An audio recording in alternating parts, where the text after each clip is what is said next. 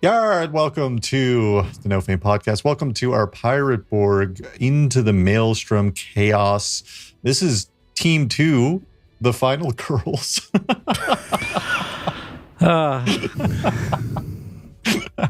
Justin, if you're going to say our team name, please say it correctly. Yeah. You gotta give the pirate R's in there. The final girls. Thank you. Perfect. Put some respect on final girls. That's my bad. Hey, friends, why don't we say, I don't know, hello, because we're not going to introduce our characters yet, but I'll go around on our screen. I didn't rename anything on my iPad, so we're going to figure out who's who as I push these buttons, starting with Grayson. Hi, that's me. I'm here to win this. Is what I don't even know what the prize is, to be honest. I just want bragging rights. We'll for sure find out. I'm going to assume this one is Aaron. It is. Nice. Hey, I'm here too. I also don't know what the prize is, but we were the final girls last time, so we gotta keep it up this time too. It's true. And Josiah. What up? It's me, Josiah. I'm here to win. I don't even know what the prize is. And of course, Paul. I forgot about the prize, so that's a complete different level of ambivalence. My main objective is to stay alive and not embarrass myself, both in the game but just in life. Like the Bee Gees. Staying alive. And stay alive and don't embarrass yourself is how that song goes. Yeah. I did 7 months of a Bee Gees show. Saturday Night Fever, the musical, and all of those songs just live in my brain forever now. It's me. I'm here too, Justin. I realize that we can't read half of the names and it's fine. Everything is super cool and chill. Friends, hey, this is our competitive Pirate Borg series. There are 3 teams competing for glory and a prize that I'm very, very excited to reveal. I was planning this for a little bit, and like all things, and I thought about how fun it would be to just go all out and get really cool prizes for the winning team. So the winning team, each member of the winning team will receive a handcrafted dice rolling tray made by Crits and Bones. Someone do me a favor, put exclamation crits in chat. That would be much appreciated. This one is purple heart. I said last time there's paddock. There's not paddock, it's cherry wood. But there's 3 of these and 1 cherry wood made by Crits and Bones. Incredible craftsmanship. It's got a cool skull logo and stuff on the inside. Dope as hell. And that is the prize I'll send out to each person on the winning team. Guys, Each person. That's really cool. I'm being so serious. Walk in. I want one of those dice trays. Like, I'm so serious right now. Gotta be the final girls now. Yeah. Crits and Bones. I reached out and picked up some dice trays from Crits and Bones, and not sponsored at all, but he was like, do you want me to send an extra tray because this is cool? And I was like, that's so kind. No, because that's so much work. Like, holy shit. But it was very, very, very cool of him. And a Canadian out on the West Coast making some dice trays and stuff like that, which is incredible. Not so only dice out trays. near me, maybe? I think out in BC. I'm fairly certain it is BC. Okay. Not only dice trays, pens and all kinds of stuff. He makes fucking dope ass coffin dice trays, which rule. And they were very expensive, and I love you all, but I wasn't willing to dish out like $700. That's fair. Next year, I guess. Yeah, next year for sure. We'll up our budget. But yeah, no, fun prizes. But hey, I think it is time that we dive into the Maelstrom. A vicious storm is raging all around, in all directions, as a small dinghy bobs up and down, heading towards the eye of the storm. A massive ship lays in waiting, blood-red sails, not catching any wind, but hanging ominously as a warning. Dark clouds swirl all around, almost like they're afraid to get any closer. And just above those cowardly storm clouds, we see a deep, blood-red moon casting ominous light in all across the visible sea. Our view, though, cuts to the interior of a tavern. 4 individuals braving the storm outside within this tavern. We see the interior of the Driftwood Distillery, a small, dreary pub in the equally miserable port town of Charlotte's Cove, the last town that the ship known as the Maelstrom was spotted in.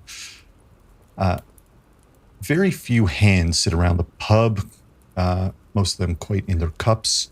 One table in particular has a few more individuals. We see an older-looking man, very weather-worn, graying hair, his face deep wrinkles, looks haggard, has spent most of his life at sea. His eyes run across the table at the individuals, and his face cannot hide the confusion and concern at some of the figures at the table. He gives you all a long look over. Right then, I think some introductions are in order before we get into this job. As he looks around towards your character, Grayson, the table is scattered with cards and drinks and knives and silver and hand-rolled smokes that are mostly burned through. Would you kindly describe your first character for us? Yeah, you see on a perch or like the back of a chair, a really rotund parrot who has like his little hair slicked back. And he's kind of eyeing this guy, looking for like fingers that look pretty delectable, actually. And then he catches himself on the words, and he looks over at him, and he goes, "Swangadi." Swangadi. O'Malley, your patron who summoned you all here, kind of like nods at the tiny parrot as he almost like looks like he's regretting what he's about to do and looks towards your character here.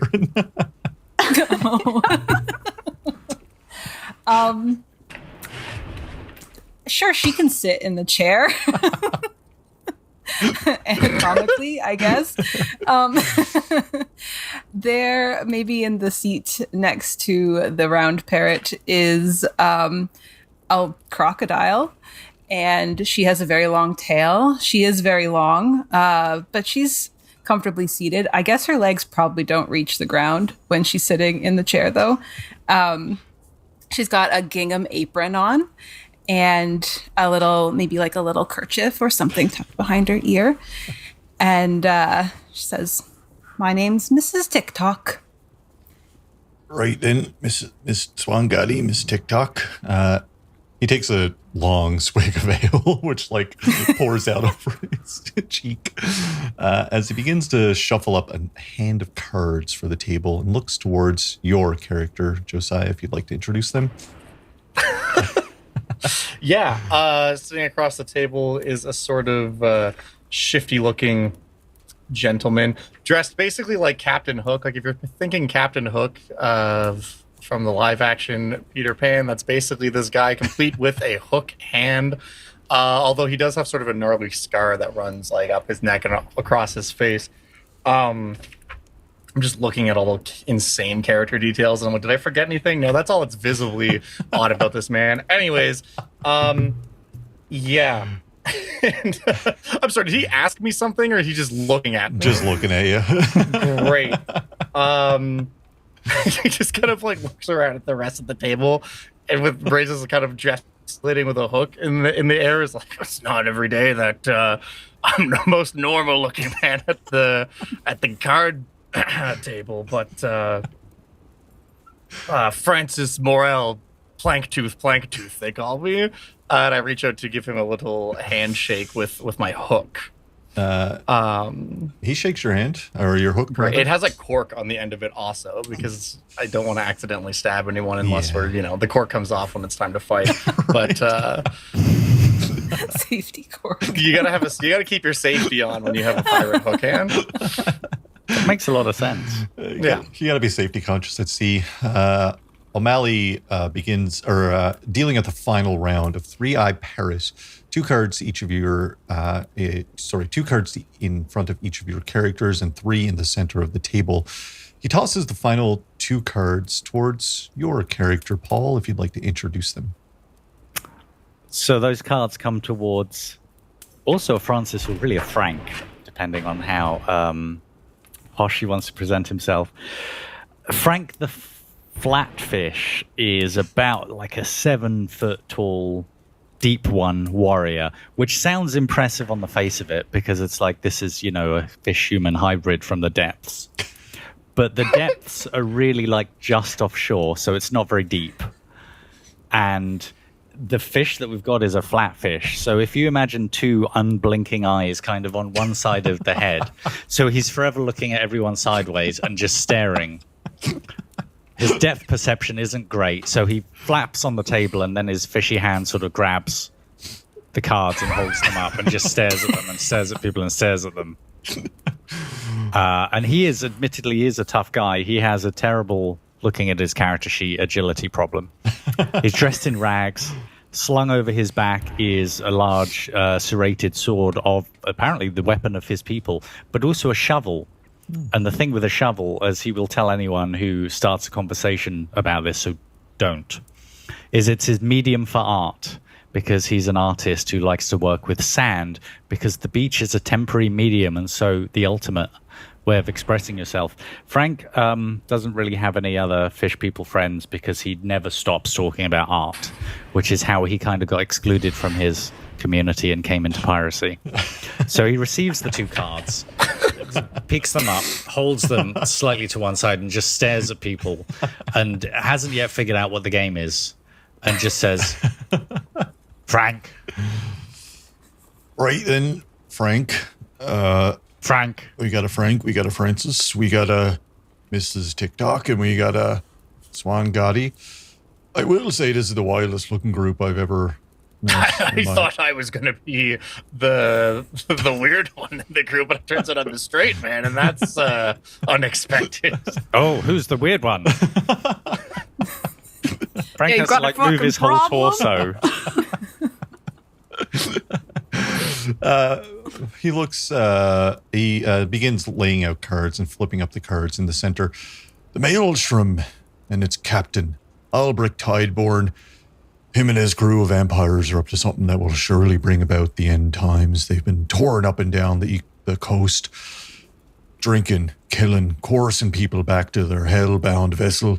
Albrecht has been on the search for something, an unholy ritual to resurrect the dead. You see, he was once married to a fearsome, powerful witch, one that found herself hung and then drowned and then burned at the stake for her wicked ways. Albrecht meant to see them reunited tonight of all nights. You see, a blood moon hangs low in the sky. Ain't no more powerful night than tonight for dark magic. And when that moon lays directly overhead, Albrecht will no doubt use the pinnacle moment as a catalyst. Rumor has it, 7 sacrifices are required for this ritual. And you see, that's where you come in. Maelstrom is quite possibly the most dangerous place on the high seas, and I need you to infiltrate it, put an end to this madness. The pay's good, if you make it back alive, that is. A friend of mine has been taken, and I'd pay handsomely to see them back. I hear... Oh, is that the Barcat? I hear y'all have others on board that were taken as well, and I have dire news. A fellow escaped the madness of the Maelstrom and delivered grave news that in the hours leading up to Albrecht's ritual, he'll be sacrificing innocent passengers one by one. The longer you wait, the more likely our loved ones won't be there to be found. O'Malley tells you he's in search of Sister Mariette Hobbs, a nun that has been falsely accused as being a witch. You all have people on board that you're looking for as well. Grayson, you have Captain Anne Blackwood. For those listening, these were all decided in session 0. We drew randomly, rolled randomly for everything. We have Captain Anne Blackwood, a brash, sinister, and wry, excellent fencer on board the ship. Aaron, you have Captain Hook, looking at Josiah's character. Yeah, she's kind of been eyeing his hand. You look familiar. Yeah, Captain, straight up, there's someone named Captain Hook on board. Well, I wasn't a captain, I was a surgeon. Right, yeah, of course. Josiah, you have Bako, daughter of a fisherman, furious and charming. Paul, you have Dexamine, a rumored dying Atlantean in human form, which is spicy. O'Malley lays out, reaches in underneath his trench coat and hauls out items for you all. Grayson, he hands you a parrot feather. You can eat it to fly for 10 minutes. Is this a fucking joke? He's like, shrugs. He's gonna tuck it like in the way that like sometimes birds put feathers to decorate themselves. Fucking SWAT guy, he's looking for love on this ship. Does a little dance. Aaron, your character receives a bundle of dog hair. If eaten, it acts as one use of a medical kit. You know, not nothing. Dogs are healing. It's true. Josiah, he hands your character a handheld mirror, which is, you know, you're going on a ship with vampires. I'm sure that'll be handy. So I cannot see them? Yeah, that would be super useful. Constantly like, fuck, they're everywhere. Everyone we meet, I'm just like, look at this. Okay, cool. They're safe. They're not a vampire. And Paul, you receive a little paper doll that is rumored to ward off spirits, but it's evidently stuffed with broccoli. Did you say stuffed with broccoli? It's stuffed with broccoli. Sick. In game terms of this session, I have gone through I've gone through a process of writing down your characters on these playing cards right here. One playing card per character, which will be shuffled inside of this deck. Not this deck, but this. All of the hearts are being shuffled together right now as we speak. Once we start the session, 30 minutes, and every 30 minutes after that, we will hear this sound on a timer. No matter what is happening, I will rip up one of these cards, which means one character on board that you are hoping to find could be dead by the time you find them on board the Maelstrom. Wow. You can't kill God. Can't kill God. Insane. Meaning that you, as we go through this module, you could find NPCs that have been unfortunately killed in the hours leading up to Albrich's ritual. O'Malley continues to reveal the cards, unveiling information to you all with this final hand. The relic to aid your fight against the vampires is among the instruments of a student of death. And a ritual to weaken Albrich is hidden by a murder in a floating forest. 2 hints of items that are no doubt going to be important to you. Like I said, this is also a point-based game. All of the silver you collect counts. These would be the relics and the rituals. Rituals themselves, very dangerous to cast. We can get into that once we want to cast a ritual. Some of you might already have rituals to cast and all of that good stuff. But we've zoomed out from the tavern and we're back aboard the raft. The dinghy is getting closer and closer to the unbelievably massive fortress-like ship. This is the moment we get where it's the title screen comes up and we see like No Fame Presents and then into the Maelstrom and the dinghy sails through the O as we get closer and closer to the massive ship. You're approaching the port side of the ship. Port is left. They both have 4 letters, P-O-R-T, L-E-F-T. Starboard is right, but they don't have the same amount of letters, and that's how you know it's right. But the way you're approaching it is the bow of the ship is to your left front, and to your right-hand side as you're approaching is the aft, the back of the ship. The bow has this demonic-looking figurehead. It's like a giant bat with huge wings and horns sticking out of its head, and the aft of the ship has these castle turrets, towers that are sticking out of the back of them. It seems like an actual castle has been built aboard the back of the ship. The first choice we're going to have to make is going to be how you want to approach getting on the ship. Getting on the ship is not going to be a big deal. You see all kinds of ropes hanging down and rope ladders and things like that. That's not going to be an issue. It's just amongst you all to decide which part of the ship you want to try to board, and how we start out this adventure. And I will say that our death timer starts now.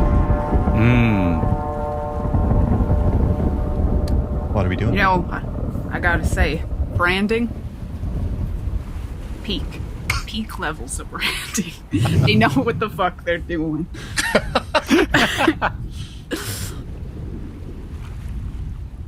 Should we flip a coin? For who goes first? I mean, I'll go first. You should go first. Great. I'll go Frank first. just stares at you with 2 eyes on the same side of his head. Perfect.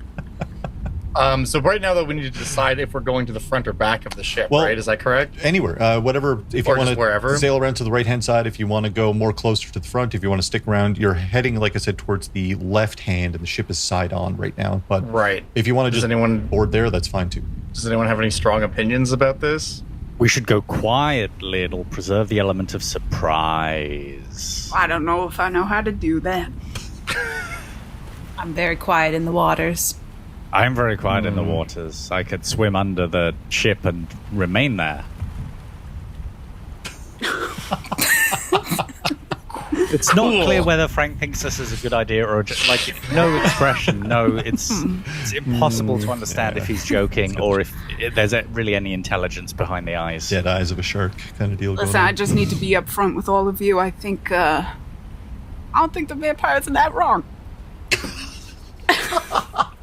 Immediate sympathizing with the vampire. Stockholm syndrome instantly over here. Not even on the ship yet. I'm looking for a murderer, so I just need to get to him first. Listen, these vampirates, if you will, burned my village and raised everyone I ever cared about except for the daughter of the local fisherman, who I believe her name was Mako. Okay. So revenge is imminent, is all I'm saying. Okay. And then I take my admittedly hook pretty bad. off of my hand. There is a rope tied around the bottom of it. And just start swinging it with my good hand. And I'm preparing to basically just chuck it up on the side and pull us over to the ship unless anyone has any Wait, other ideas. Can the flying one fly ahead and see with eyes? Oh, yeah. That's a good idea. Fucking put me in danger, I guess. He's gonna very fly. small. I'm much larger. He's gonna fly up, and you can see he's having a bit of a hard time because of his little round body. And he's Just I can throw you. don't put your hands on me. give me a. We'll do our first roll. Give me a presence check, Swangati.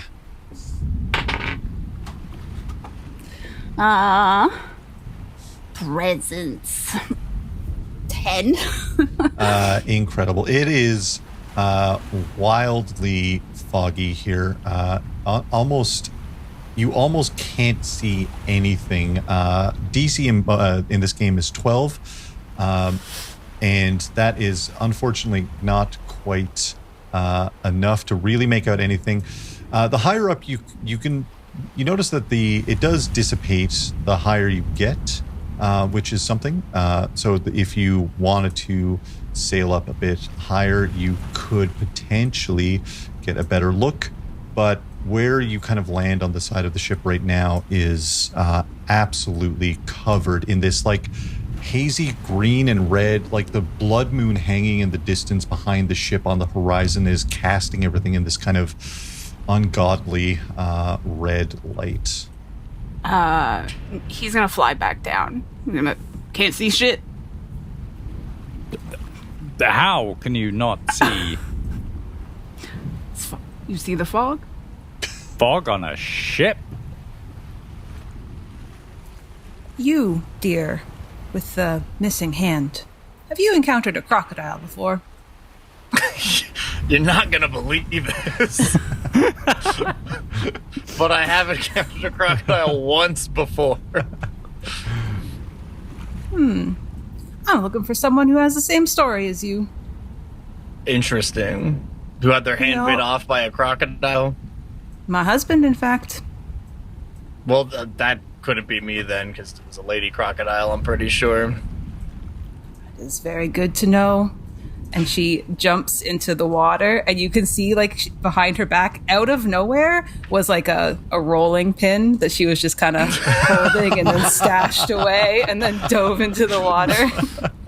And she's Cool. going to swim Sick, even. over to a rope. Yar. So we are all climbing up to. We're just boarding on the. I think we're just boarding onto the deck from the pick side. Yeah, Frank is very comfy in the water, so he'll just slip in like almost soundlessly and just have to tilt his head. So he's, you know, with those small dogs sometimes where people have like a weird pug and it doesn't quite walk straight, it walks like slightly diagonally. He's like that. He just has to tilt his head a bit and swim slightly diagonally, and somehow it works. Incredible. Perfect. You all board onto the ship. You climb up to. You're just. We'll involve some maps now in a second, but you climb up to the side of the ship as I activate this scene. And let me change over to our little battle map to get a little look at what's going on here. But this is where you find yourselves. Again, we'll have to use our imagination a little bit, and don't get too hung up on the map itself, but the fog is unbearably thick. As you get up, you can see less than 10 feet ahead of you before it's just ominous shapes in the distance. You swear there might be something moving in the distance. It's difficult to tell without a little bit of further investigation. There's also these glimmers of light that you see almost in all directions. As you look up at the blood red sails, it does seem like the mist again dissipates the higher up you get, and you hear somewhere relatively nearby the kind of rats that are ominously close. All right. See, I told you, fucking fog. Are there any unusual smells? You can do a presence check if you would like. Okay, let's do that. Again, difficulty is 12 for most things in this game. My presence gives me no bonus or penalty, so this is a flat roll.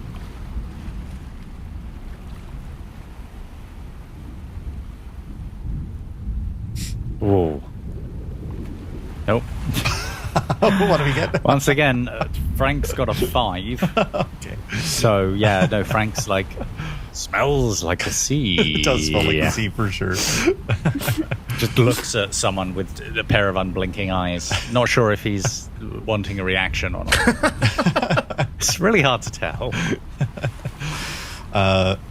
You kind of begin to like wander a little bit in the fog. You didn't crit fail or anything like that, but you're trying to get a good sense of what's going on. You hear the kind of chittering of rats nearby. You see out of your two eyes looking in one direction the glints of something hanging down. It's hard to get a lock on anything really to dial in on any particular sense. Swan is going to try to listen to where the rats are, because if there's rats, that might mean there's a body. You can give me a presence check as well. That is a... Jeez. That is a... What do I have for presence? 23. 23. What the fuck? Yeah. Damn. That's wild. Okay. Yeah, you as you see old Frank the Flatfish, you begin listening for the rats, and you get a little bit closer, and you start flying towards the bow of the ship. Not too far. I'll just move your character. You make it about 20 feet or so, and you see a bunch of rats that are gnawing on a body that looks like it has been encased in webbing. We have found one of 13 potential NPCs that are that could be found on board the ship. I'm going to draw from this deck. Some of these are predetermined, so this isn't this is not us drawing for the bell. This is you finding an NPC. This character is I should have, had the list in front of me. I always Sorry, you said webbing? looks like they're encased Hey, in. take the cork off the end of my hook. It's Swan time. is, while no one is looking, is going to take a little bite of the flesh. This, you see a person in a conquistador plate, and you recognize this is a living legend who is dead. I pulled the king, which doesn't have anyone's name on it, which means it's not one of your characters, but this character is fucking dead. Unfortunately, you recognize with the 23 Diego Coronado, who was wandering looking for the Fountain of Youth. You last heard word of, but died somewhere along the way. You do notice with the 23 as well, the glints of light that you see everywhere are little silver coins that are hanging down. They're just hanging down. Yeah. It's going to take a little nibble of the flesh again. And then go over to a silver coin. Is anyone else If I know anything about anything, it's flesh and money. I want to roll to see if from this distance I spot any flesh nibbling in the fog. You can hear, it's not too far away, you hear little munches. Yeah, I got That's one of the worse. I got one of the fucking rats. The rats are like, hey, what the fuck, dude? Fuck you. Get the fuck out of here. We were here first. Hey! Hey. They scatter off. I made him go away. Is there anything on this dead man? If We can investigate do his body? Yeah, we can do our first encounter roll. So anything in this, as I pull it up here, we have a number of things that could potentially be found, and those are all going to be, like I said, encounter rolls that we will do as we go. Any new room that isn't set to have something in that room, we're going to roll an encounter for it. Well, is anyone else doing anything while I sort this out? You said the coins are hanging down? Yeah. Like on strings? It seems like it. From a spider Where do thread, the strings go? Up to the rigging, it seems. Oh. Would you describe these strings as silken? They seem pretty silken as a closer inspection. Maybe a little sticky at times? It seems like it, yeah. What's my weapon? Like it. Sorry, I have a fishing spear. Can I use it to just like cut through all of them? I want the silver. Yeah, you make a swipe. Roll me a d20 for how many silver you get. Sorry, I'm going to bring a spider down on us. Hell yeah. 9. You get 9. Write it down. It's 9 points on the board. You get 9. All right, look at us go. 9 silver.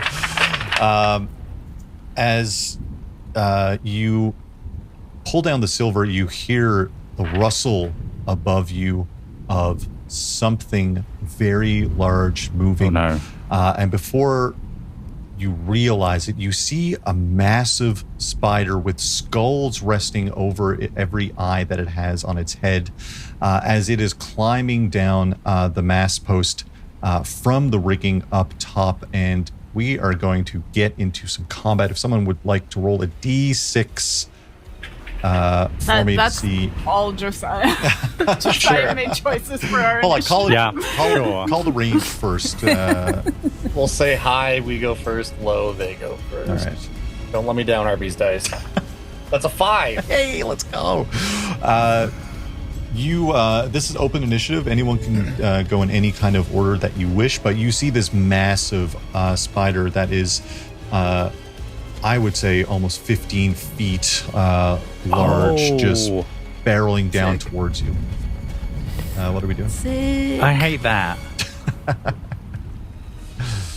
So, I also have one of the fishing spears. Is it reasonable to say that that's a throwable weapon?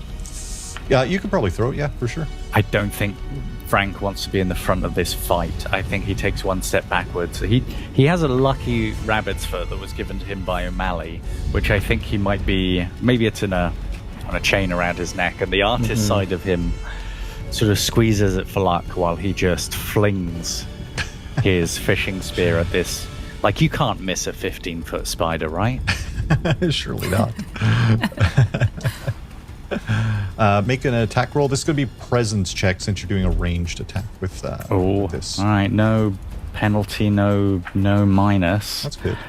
Okay, let's see what happens. This is, I think, just a naked roll. Let's go. That is a 7.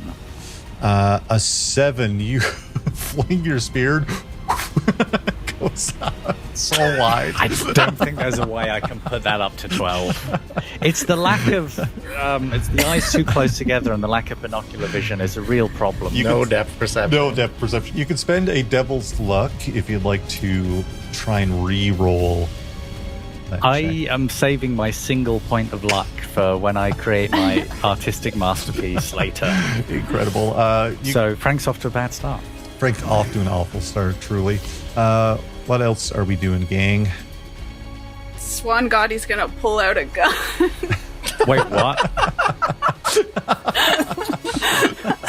And he's gonna take a shot at this spider. Insane. Presence check, yeah, as you take a shot. Okay. Presence is 4. I gotta keep reminding myself. 16. 16 hits. Is that a flintlock that you've got? Yeah, it is a flintlock. So that's 2d4. 2d4 damage. Do I even have 2d4 in here? No, we'll just roll this twice. Okay, 3, 2, 5 points of damage. 5 points of damage. It's not nothing. It is going to roll a odds or evens. I'm going to roll here. Oh, I meant to roll that publicly.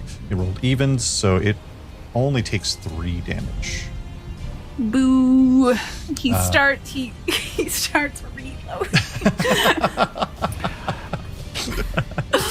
I'm trying to just imagine a parrot. Like, a parrot's got to hold it like in feathers, but like reload with its beak. I'm trying to, because there's so much here that is almost plausible. Almost. I have a pike with a 10-foot reach. Yeah. I'd like to try to take off one of the spider's legs. Ooh, That's yeah. my goal. Yeah. Let's do that. This is strength check. Strength. Okay. What's my strength? 15 to hit.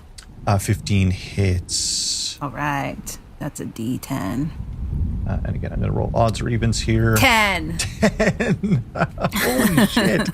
It only reduces 1. You cleave off one of its legs, and it hits the deck hard. It was about to balance on that as it lunges down towards you all.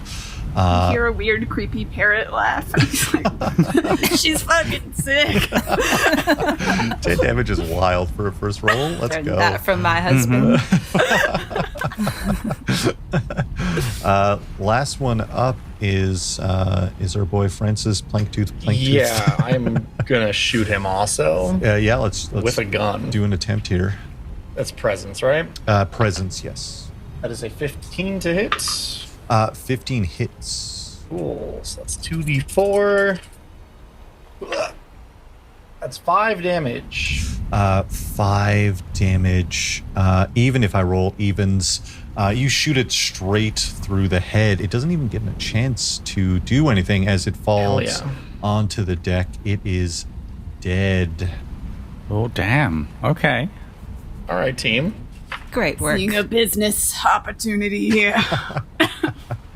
We work well together. There could be more in bodies in the sails. That's true. Are there any more hanging coins? Yeah, there are quite a few. If everyone wants All right. to roll a d20, you can grab some more coins. Well, I got a pitch here in case there are any more. Something I didn't think was going to be useful, but might be. I have a fishing rod. Can I take the hook of the fishing rod and put it on one of the coins and just start tugging on it to try and see if we can fish up a spider here? Yeah. You go if there are any more. Yeah, you do that. You try to fish around, and you wait a moment. You're all behind one of the rolled over dinghies that are on the deck here, and you give it a moment. Nothing comes down. Okay, great. Give me a presence check, actually. 12. Nice. Francis, yeah. 12 silver, nice. That is a 19 on presence. You do see some bodies swaying far up above. Are they hanging from a string? They look like they're encased in webbing, much like the one that has fallen and died. You see numerous bodies up there just kind of slowly swaying. But if we were able to cut the string above them, they would presumably fall to the ground. Yeah. Some could be alive. One of us can fly. That's true. One of us I can go fly. Yeah. Hey, you want to maybe before you bite them down, you check and see if they're alive, because we could always. Oh yeah, I was gonna do that anyway. Okay, well don't. Yeah, I don't want to tell you to do your job or anything. It's gonna go up. Take a little nibble.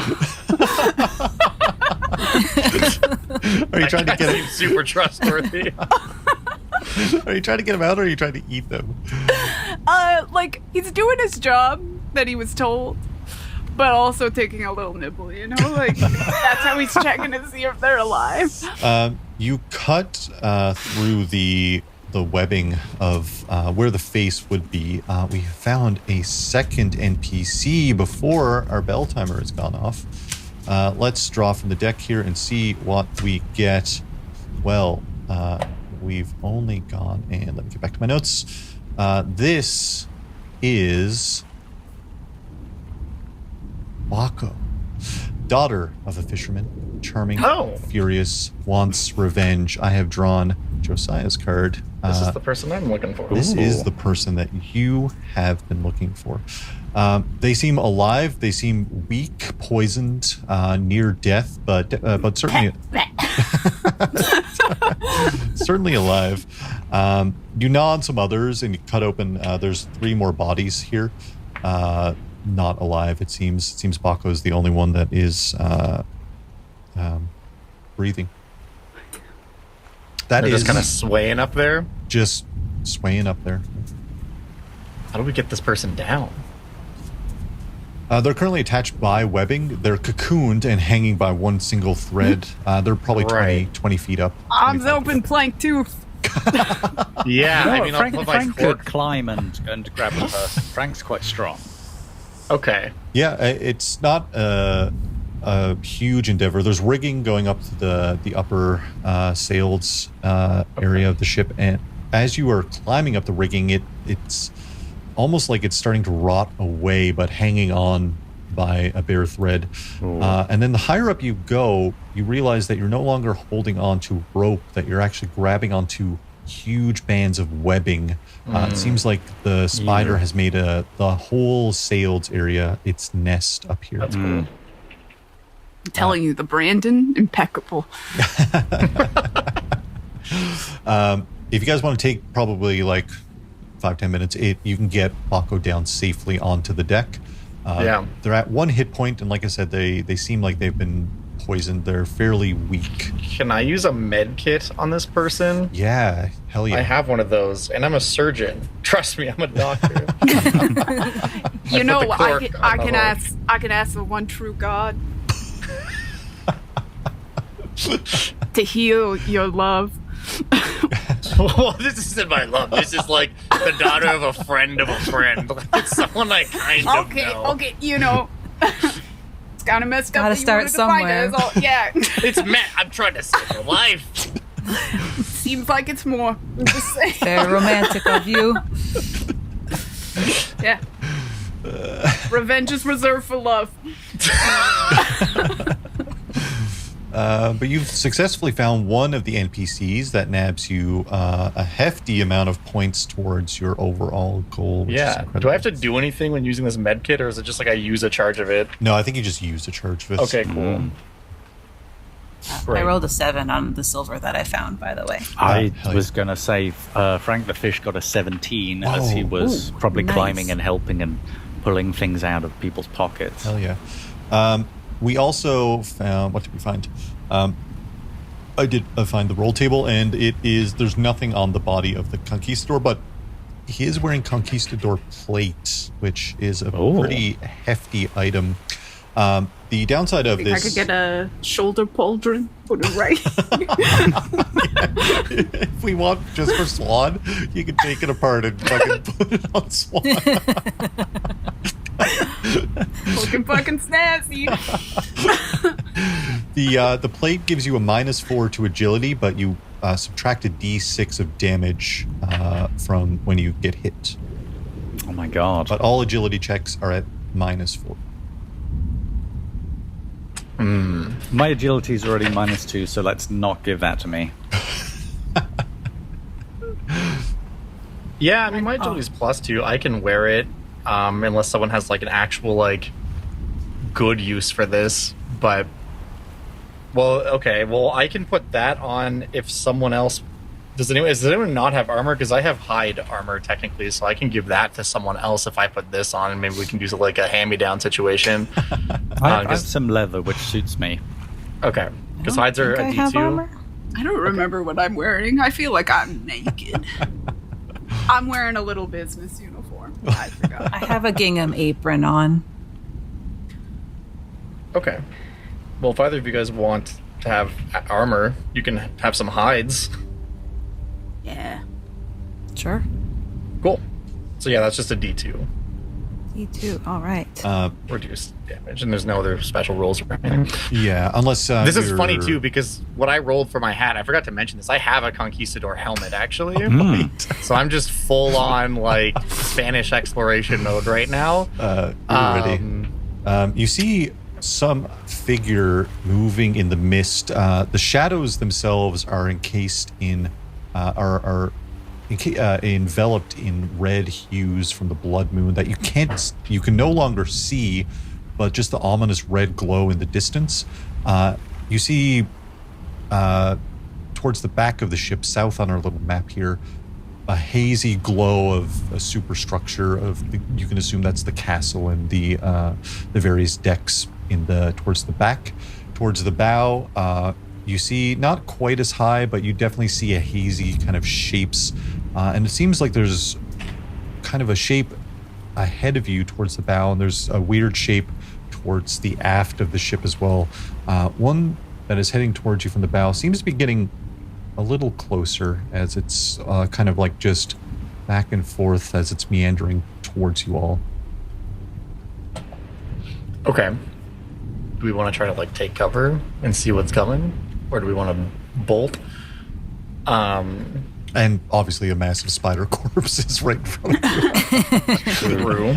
Is at the time of this, is Frank potentially still up in the webbing mast combo? That's up to you. You could have gotten Baco down already, I think we've established. So Baco is down. Whatever we want to do with that character is up to you. For right now, they are safe. They have been saved.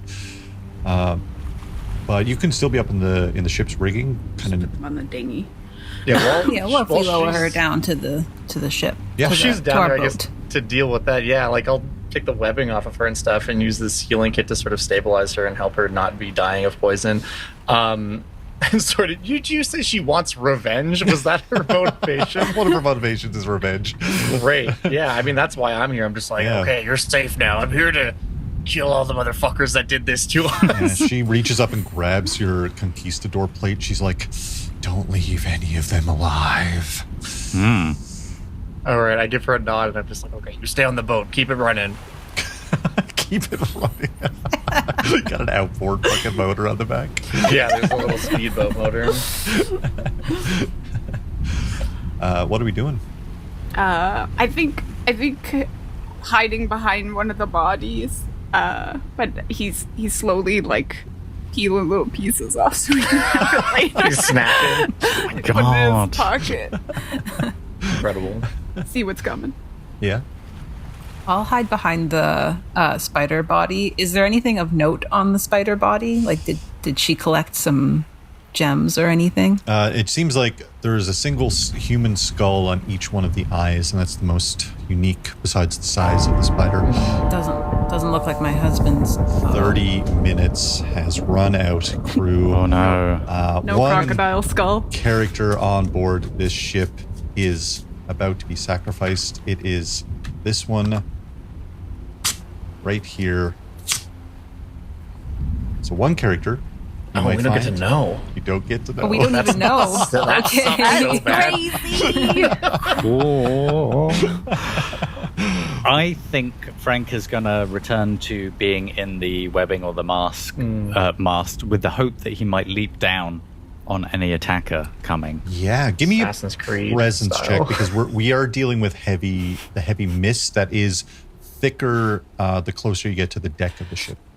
Flatfish Assassin's Creed is my favorite DLC. 5. He's gonna belly flop. Actually, Yeah. Good work, Frank. You see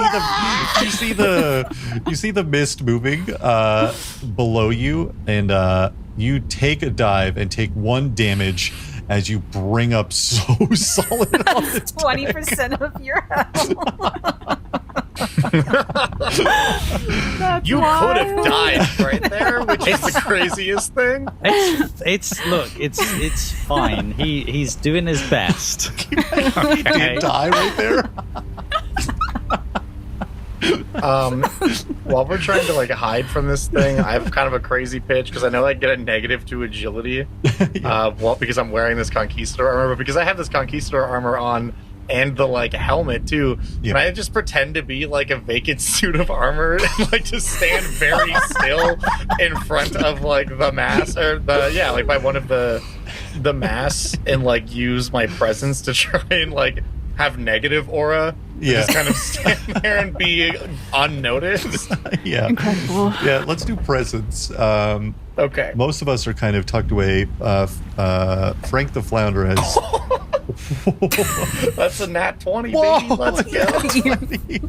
You've never been more like. I disassociate. It was the opposite. This is what the Arby's dice were made for. This is the sort of stuff that Arby's endorse. That's true. Incredible. Curly Fries sponsorship. What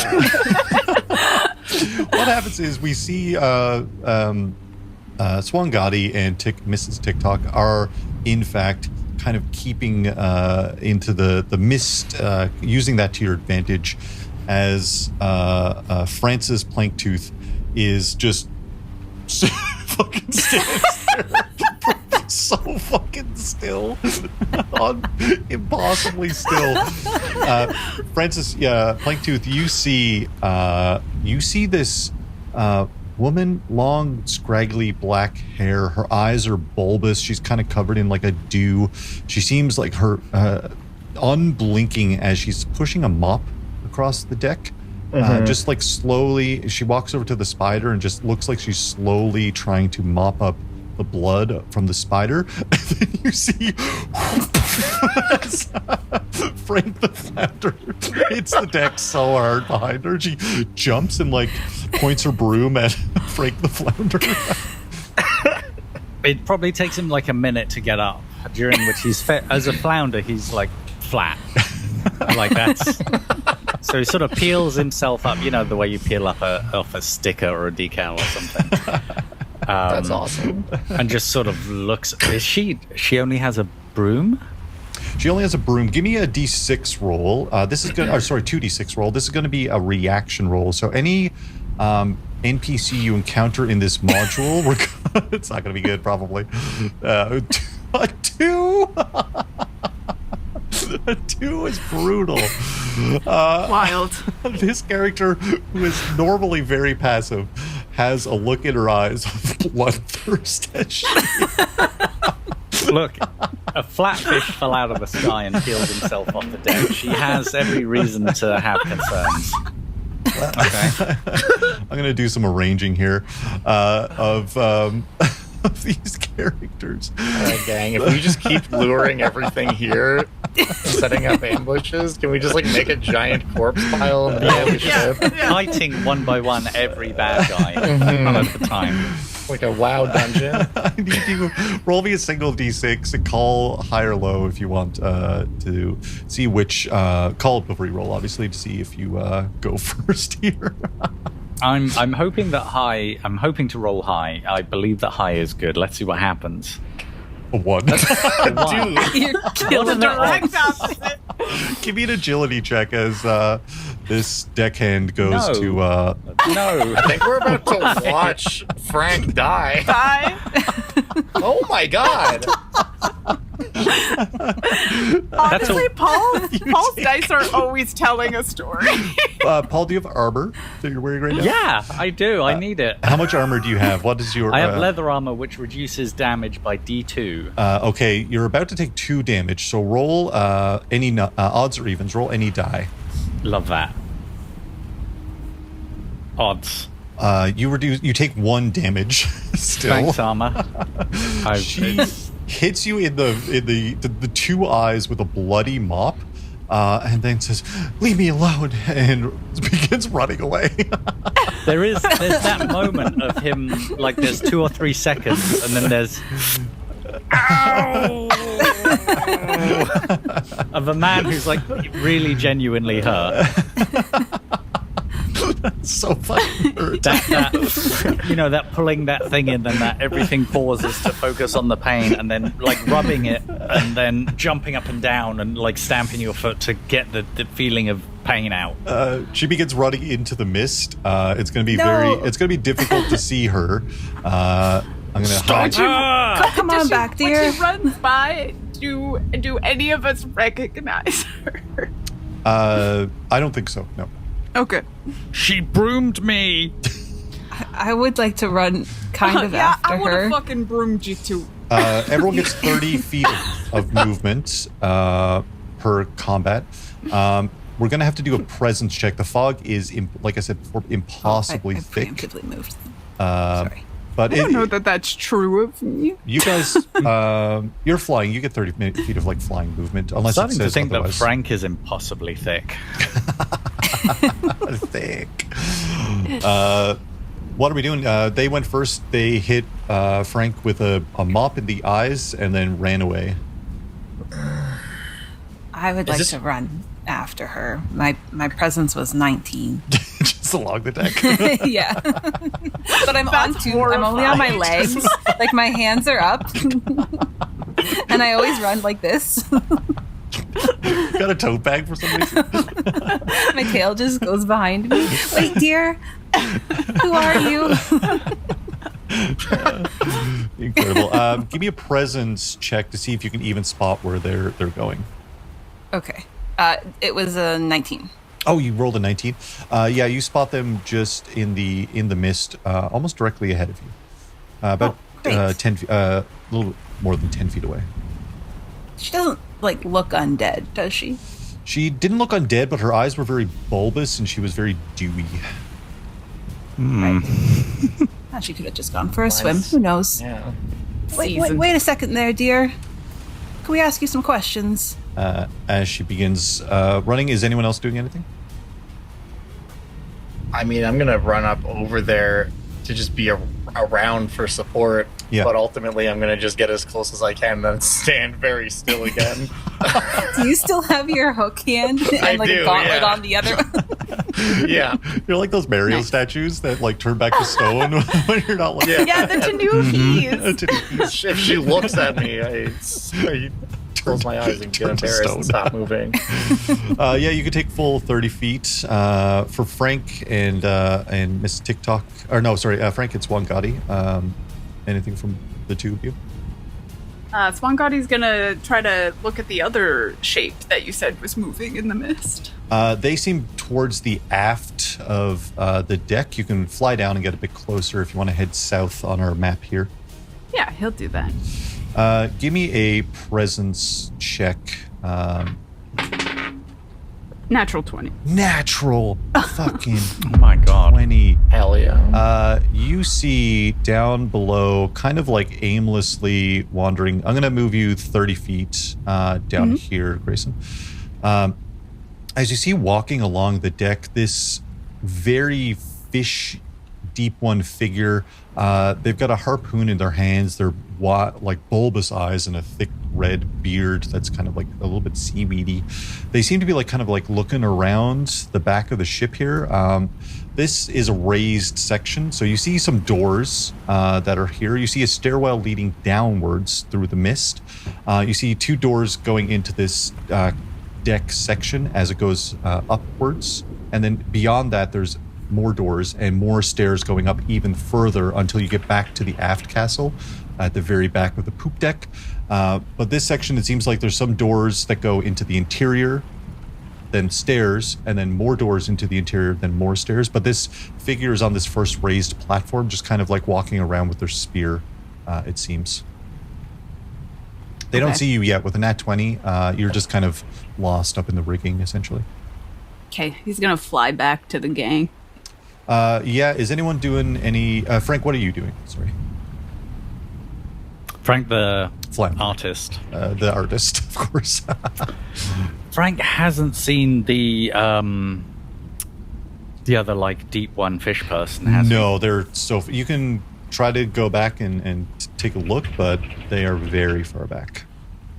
Honestly, I think he's more likely now to be trying to keep up with the mop person who might not be as hostile as some of the other creatures here, and so it might be someone we can talk to rather than have to, kill or throw off the side of the ship. So I think he's headed that way. Give me a with presence check.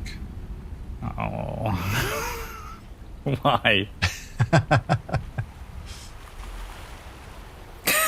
It just... You know what? You do begin following the crocodile, Mrs. TikTok, as you smash into Mop Lady, and she's going to turn and leave me alone. It's you with her mop again. No. Give me an agility check. You are the villain of Not her agility. story. My agility is -2. Come on, 2. Dude. Come on. Already down. This is going to be death by 1,000 Under cuts. half. This is cursed. Okay, This is bullying. You're going to take 2 damage unless you can roll odds or evens and reduce that damage from your armor. Well, you can reduce it by something. Oh, Reduce it by 1. By 1, you take 1 damage. Love that. 40. Great. You fell from the rigging and have just been getting beaten to death with a mop. Okay. This is painful. This is tough. You hear Frank's just like, stop, can we talk? 2 eyes staring, just unblinking, stop. You hear a door open and close.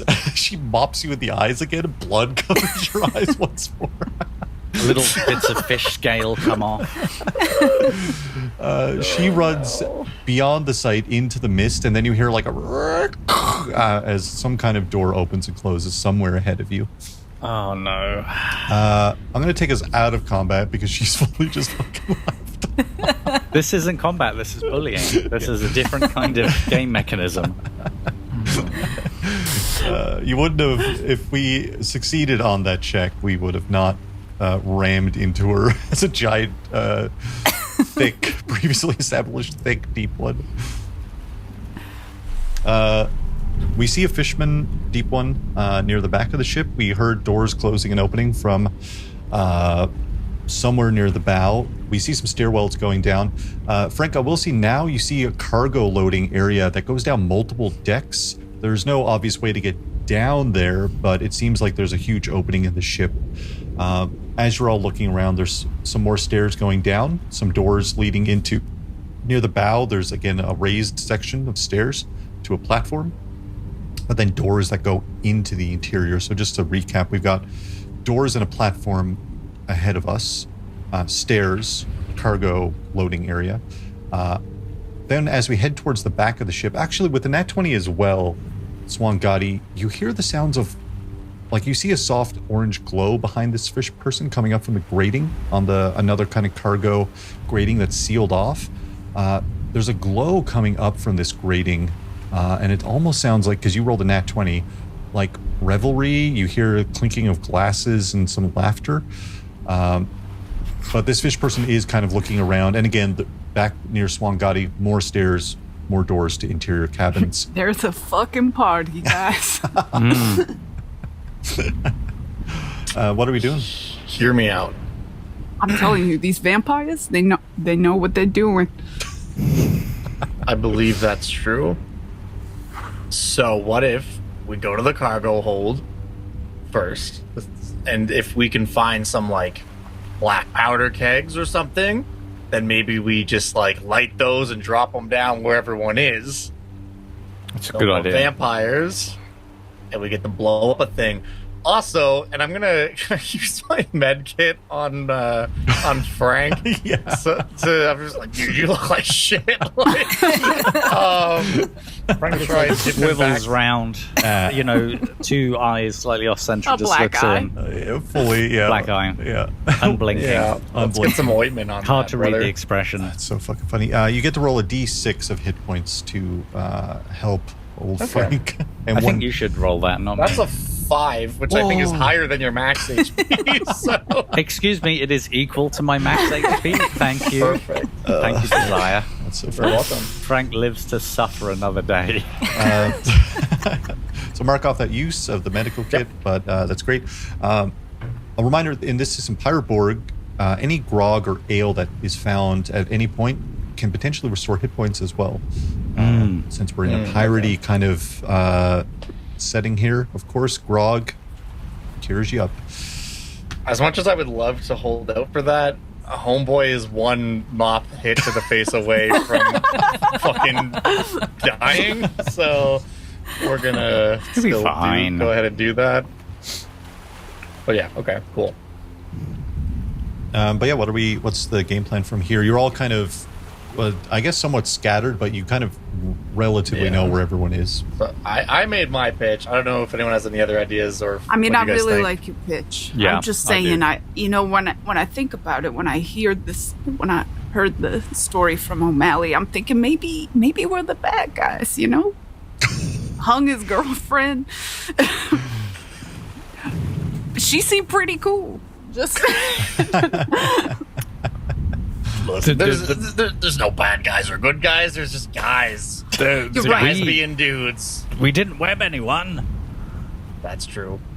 There is a bad guy. I'm after the bad guy. He has murdered my husband. True. So, And I want that find for him. you. But we should be careful of anything, any fire, explosion we start, hurting the wrong people or sinking the ship too soon. Yes, I would like to kill him myself. We Or hear that's love, revenge. somewhere from the bow. We hear another door opening and closing. All right. Do we see anybody? Something moving in the mist. Ooh. It's that I'm gonna- fucking mop girl again. You better watch yourself. The Pat final Frank boss. on some side of him. Maybe we don't jump from the heavens anymore, dear.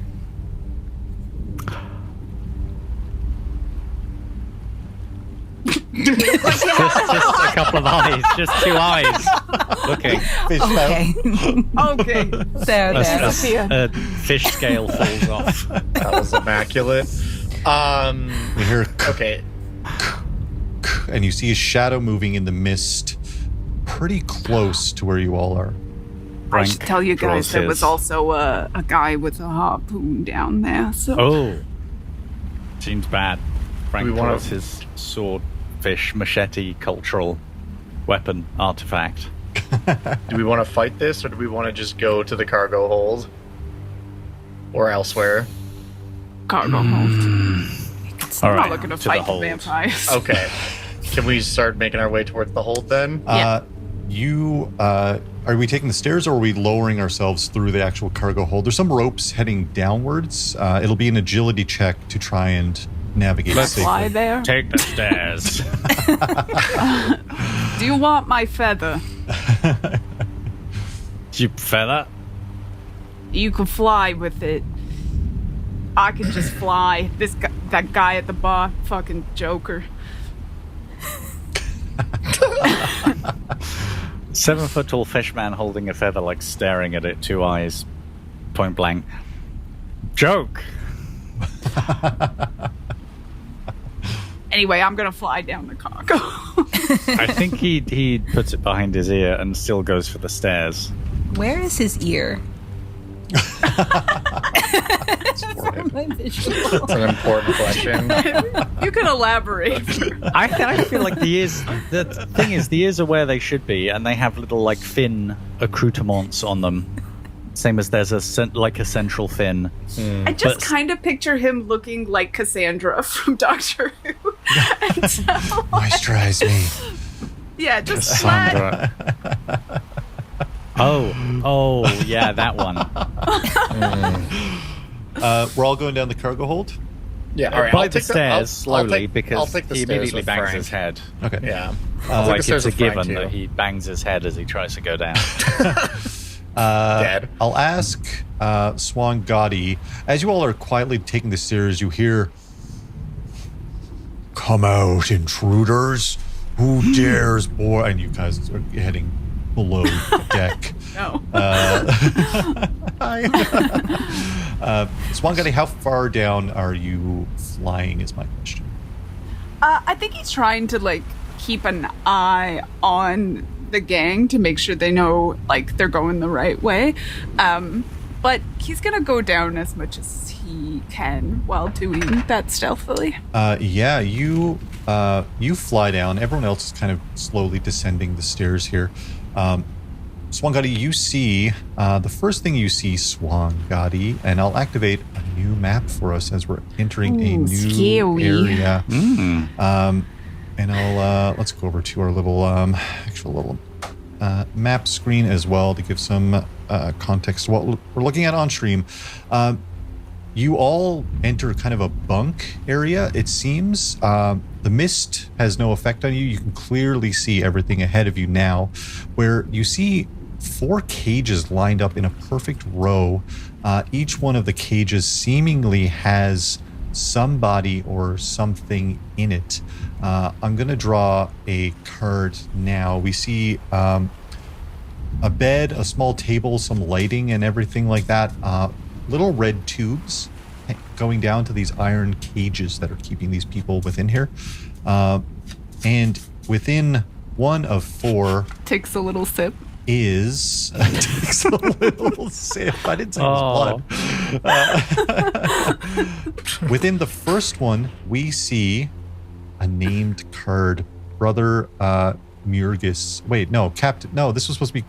I messed up. This is Captain, and I named it, so I'm just going to go with what it says. This is Captain Anne Blackwood, alive. Ooh. She looks emaciated, thin, pale. Her cheeks are kind of sunken in a little bit, but she's connected up to these tubes. If you keep going down, that's a quick glance that we get, and I just didn't want to. Yeah, that's my girl. That's my one true goddess. And so he stops sipping on the little tube, and he's like, he's like, "Oh no, you look ill. Gods can't look ill." She looks at you. Oh, this is Swan? I'm here to get you out of here. She looks weakly towards you. I don't know that I want to leave. I think you do. I think I'm in love, Swan. In love? What? Are you saying the vampires here, that they're pretty chill? You see the person in the cage behind her towards the back of the ship. Looks like a nun, younger, as she like presses her face up against the cage. Are there any vampires? Have you seen any? Are they coming back? Give me a minute. Are they coming back up? Give me a minute. Behind the nun, you see an older individual in like kind of archaeologist's kind of attire, button-up shirt. They're reading like some kind of book in a lounge chair. They've got also the red tube. And then behind them is like kind of a stout, also younger looking individual. They've got like these bizarre arcane tattoos kind of all up along their face, and they kind of like point upwards and then point towards the red tube in them, and then they just kind of like lay back on the bed. But this is what we see. Swan will start. He will like get down on his little parrot knees. He'll start praying for clarity. Each cell has a door to it. Like I said, all these red tubes are kind of coming down. Everyone who's up by the ship, you hear behind the doors to the north of the ship here, a bubbling and the sound of like, oh, and then the sound of something like being moved, and then you hear like a, and then behind the doors in that direction towards the bow of the ship. Beyond the iron gates, you see massive brawn cast that's takes up almost the whole back of the ship. Huge doors that is like a mural, and you see it's depicting something or other that we can take a look at. But other than that, boss, that's where we see ourselves right now. Oh. Are there any keys around if I scurry around? Give me a presence check as you're trying to scurry and look around. While that's happening, I think Frank is going to approach the nun, realize it's not Sister Mariette Hobbs, but then sort of look, through the cage, the bars, and go, do you know where Sister Hobbs? Where? The young nun looks at you. I don't know, they just put me in here. Do you know if they're coming back? There's probably like a pause and like a slow unblinking nod. Because Frank's pretty sure they are. And he sort of looks to one side and the other with his weapon brandished. They promised. Okay, Captain. They promised they're going to turn me. I get to live forever. Oh. Do you want to let me out, actually? Or maybe I can go find them. Frank like turns and looks at everybody else. I Not think everyone. That's a pretty good deal, if I say so myself. I have a pitch here. How to deal with Our this guy woman. full of bitches. She's a nun, presumably of like the Catholic Church. Sure. Great. Not typically, it's been a while since I've been in a cathedral. I feel like Planktooth here has probably been excommunicated. But knowing that this does not feel very Christ-like of her to want to become a vampire or get turned. So I'm just gonna kind of come over to the bars and sort of like, take up the cool youth pastor stance with my hook, like kind of hanging in one of the rungs, and just be like, "Sister, you seem to truly have lost your way here." I was lost, but I think we found the secrets to everything here. I'm having a crisis of faith. Does not your good book just say something about the devil and his machinations, etc., etc., trying to trick you off the path?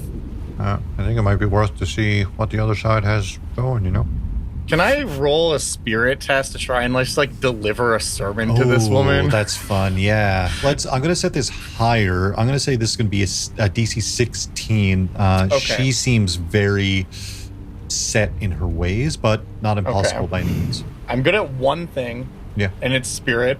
Yeah. I'll still need to roll very high on this, but I have a +4. Yeah. Certainly likely. Arby's dice don't let me down. Let's go. Oh, there's a 17 on the dice. That's a 21. Pretty good. How I might convert. how do you another religious character from Josiah? How do you convert this individual? I just kind of go on a tirade, which just sort of ends on a note of being like, and as we all know, on the third day the stone rolled away. For God so loved the world. You touch her with your hook, and she's just touch her with the hook. Swan is blocking his ears to not be swayed. So there's a fucking holy light that emanates from Plague Tooth all of a sudden. Which, again, it's important to note that I do serve a god. It is the gods of chaos. But this feels very in line with their teachings, which is just kind of a shrug emoji, I guess. Stir up shit. The bell, for whom the bell tolls, somewhere else on this ship, I am drawing a card, and this person Crazy. Oh That's boy, crazy. damn. has been I don't love sacrificed. Not Donald. I've decided that's who was on that. The nun sits back and she looks and rips the thing out of her arm. She looks at you. They've been draining our blood. They're feeding off of these. Takes another little. Yeah, it falls by the bedside, and you just walk between the cage and have a little.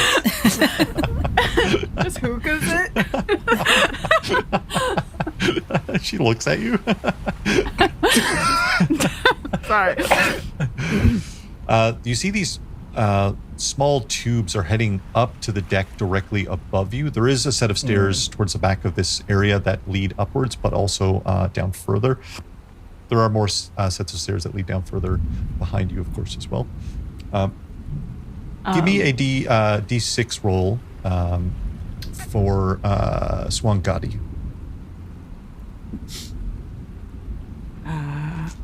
A D6. 3. A 3. This cell is not locked, Swangadi. He opens it. Yeah, and Captain Anne Blackwood is sitting there. She, again, looks a little bit perturbed. She seems, she looks at you. Albric, he said we could be together. That's crazy. Listen to yourself. Damn, that's crazy. You're the most glorious woman I've ever fucking met in my life. Okay? You don't need a fucking bum like Albric. This is our second NPC that we found. We can chalk up those points as well, which is incredible. Anne Blackwood alive, in love, apparently, but certainly alive, which is the main thing.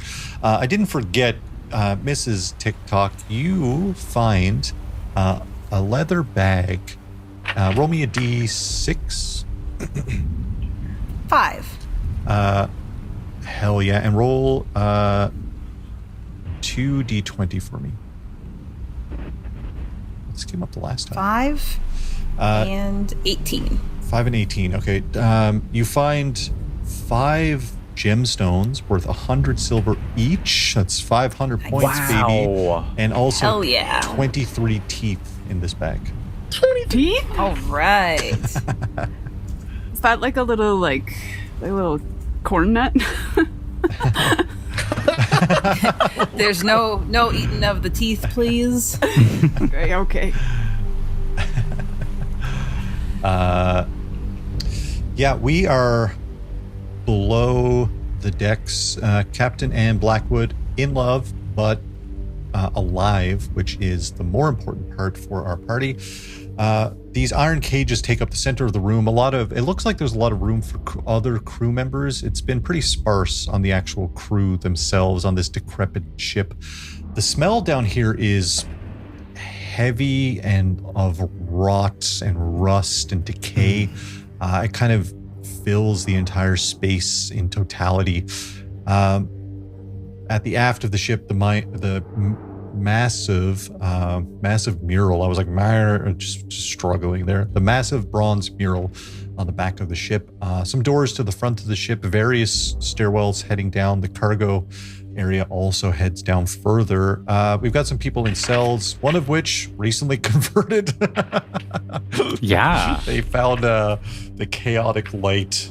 But this is where we pick back up, gang.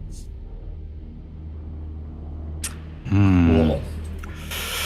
Well, says Frank, and sort of rotates on the spot and looks at a couple of people. Everything harder if nobody wants to leave. Oh no, we're fucking leaving. I've changed my mind about the vampires. What? I fucking changed my mind about the vampires. What was your original mind? I thought they were pretty okay. So do we just fish handle these people out of here? I think one of them is gonna follow Planktooth now, so I think we're good. I think the other ones are just like buying time. That guy looks like he's on vacation. Yeah, he does so. Frank's gonna turn back to the same nun again and see if he can get any information about where Sister Marriott Hobbs might be. She conveys now with a clear, chaotic mind. They move around the prisoners quite often, so it's hard to say exactly where they might have moved her. It all depends. There's quite a few places on every single deck that these characters could be. So it is worth taking a look. It's also equally dangerous to start poking around places, but you're in the belly of the beast. It's kind of what you expect, right? Sister Juliana is her name. She breaks her cross and throws it over her shoulder. She's converted. Oh, so she's converted to my religion. She makes a little hook and puts it on a chain around her neck. Incredible. Wow. I like that has become the holy symbol of the chaos gods. Incredible. Okay. And who might you be, dearie? I'm gonna knock on one of the other cages. The other cage, you see an older gentleman, graying hair, reading a book, and he's like, Dr. Moldway, Moldvay even. You see, I'm quite intrigued by what's happening here. It's rare that we get the chance to inspect at such a level how these creatures are using the human essence of things like blood and flesh, and how they incorporate it into their lives and keep themselves going perpetually as long as they have this food source, fuel source, essentially. I think it's all very interesting. He's just sitting down, tubes, blood going up somewhere above you. So you like it here? I'm pretty relaxed every now and then. He points towards the front of the area you're in, towards the bow. They've got a galley. The food is a bit salty. The food is very salty, but it is what it is. Can't be complaining. Yeah, it makes the blood taste better. What? Listen, I think like it's cool you're getting all this research and stuff, but if you don't leave, you can't tell anybody about it. Mm-hmm. Well, that's true, but there's so much more to see. That Albrecht is something of his own unique Hey, doctor. creation. You ever meet a parrot who likes human flesh? No, I can't say I have. Does that interest you at all? I'll have to think about it.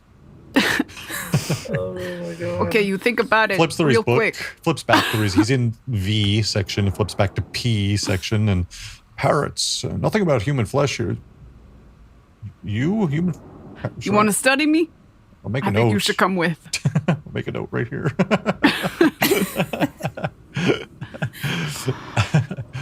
You know, I've been meaning to talk to someone about it, actually.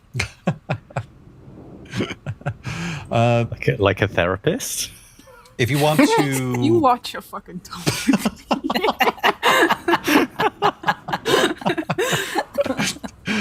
If we want to roll, we'll get Miss TikTok since you were the first one. If you want to roll a d6 to see if this cage is locked, lower is better in this case. Okay. 5. A 5, it is locked. It's going to take some kind of agility or presence check. It's going to be difficult, probably DC 18, in order to unlock the good Dr. Moldve from his cell here. He seems pretty content, that all said. Can I try I and can pick try the to lock? break the lock, but You can try to break anybody else? it. A strength is going to be 20. It's going to be very difficult. It's an iron door that you're trying to break. It's going to be easier I'm to really, pick, but really good with little tools, so... Yeah. I should be a little tool. Hey, you watch your fucking mouth! Guy runs upstairs. You know what? If Frank's shovel is pretty tough, and Frank is, if anything, Frank is strong. He could try and use the shovel he has as a kind of lever and brute force a door. Yeah. Strength is going to be 20. Presence or agility to pick Well, is going to this be one 18. guy want to try and pick it, and if that doesn't work, we can resort to ripping it off. Okay. Yeah. Let's try that. Let's try the adult method first. I will say every kind of instance that we do, things get a little bit more dicey, a little bit more dire as we are progressing through the ship. Just keep that in mind. But yeah, let's do our roll to see what we get here. What's the roll? You're doing presence or agility to try to pick the lock. Okay. Gonna do presence. Yep. And 18 is what we're aiming for. 14. 14. It seems old. It seems actually like maybe the lock doesn't even work anymore. It might have been just rusted shut from the inside with all the... Looks like it rusted over. Yeah, all the salt air. Well, Frank can have a go. Yeah, strength 20 in order to try to break down Dr. Moldve's door. He's due a good roll, so I'm just looking through whether... That's jinxing himself, right? Look, I've had so many absolutely terrible die rolls. Come on, Frank. Oh, that was almost... It was almost. so close. This is you. this is tough. That's like someone knocking the table while I rolled a die. That was like 22, actually. This app, Foundry, huh? Okay, It's I'll be in touch absolute- with the Foundry guys. I would say use a different dice, but like, If you have any dice around, by all means, you kick it and then try to jab it with your shovel at this door. Not budging. Dr. Mulvey is like, I'm quite content with my research in here. Thank you very much. Flesh-eating parrot, I've made a note. Turns back to me. I say we blow him up later. Wow. Gotta get him out somehow.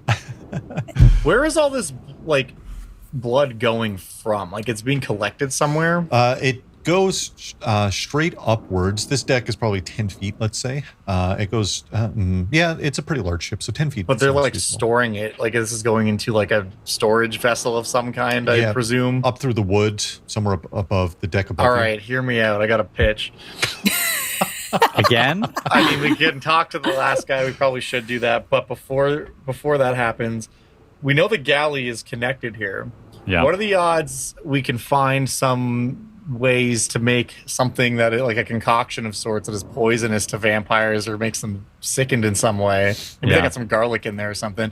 If we can find a way to like siphon that through the tubes and sort of poison the well, as it were. Yeah. I don't know if we can make something potent enough to just start killing them, but if we can maybe, you know, make them a little sick, at some point, presumably, we're going to have to start stabbing Make him eat vampires. meatball, you know? I'm an excellent cook. So, but you're talking about like souring the milk. Yeah, exactly. So that any of them that drink from there between now and whenever we got to start doing what we got to do might be feeling a little yucky. The galley is to the bow of the ship, wherever these tubes are. They're going up somewhere above you, just to put some. Right. So we would have to go to the galley and maybe find something, or if anyone just has like poison or something, and then come back here and sort of siphon it through said tubes. I have some biscuits. My husband doesn't like eating too many of them, though. One a day is all he can really handle. That's a start. I have nothing poisonous on me. Actually, got some flesh jerky in my satchel. Here's something that, Justin, you can tell me if this is even an option. Yeah. But something that I haven't used yet is my gull squawker ability to summon seagulls. Ooh. I have the ability that this isn't even like a once per day thing. This is a thing you can do as an action. You squawk loudly and summon a D4 seagulls. You can communicate with them with 2-word messages. They can spy, survey, and carry small items. They'll linger for an hour. And if I want them to attack for me, I have to make a spirit test to convince them to attack. So, could I potentially try to summon some seagulls and just give them the missive to like go find garlic? Garlic would be optimal, honestly. Whether they're like bringing it from a nearby land source, you want they to can DoorDash some seagulls. I would love to DoorDash just some like raw garlic from some seagulls if I can try. And they'll be like, we couldn't find garlic. We replaced your order. Mm-hmm. Does that skill shallots? Say you can communicate directly with the sea. I'm just like trying to see how they're going to talk. Oh, I see it here. You can squawk loudly, someone, but 2-word messages. I understand. So you can communicate 2 words at a time. Find garlic. Correct. Summon. Use your ability. Roll a d4 to see how many. Incredible. How many goals do you get? I'm a bit of a squawker myself if you need. Okay, that's 3. That's 3. That's not bad. Well, yeah. Yeah, there's little portholes on the ship. Kind of look up. Yeah, and I just go, to me, gulls! Gulls, Larry, to me! how you doing? Yeah, three gulls that just one God he knows comes in. Larry, that's Joe. Forget this guy's name. Also Larry.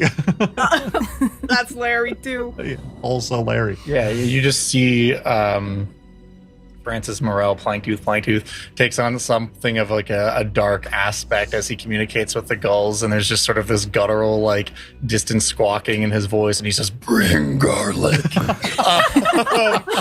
And they're like, what's going on there? To the rest of the gulls. Sister Juliana crosses herself with a hook. Or maybe does like a hook, a little hook.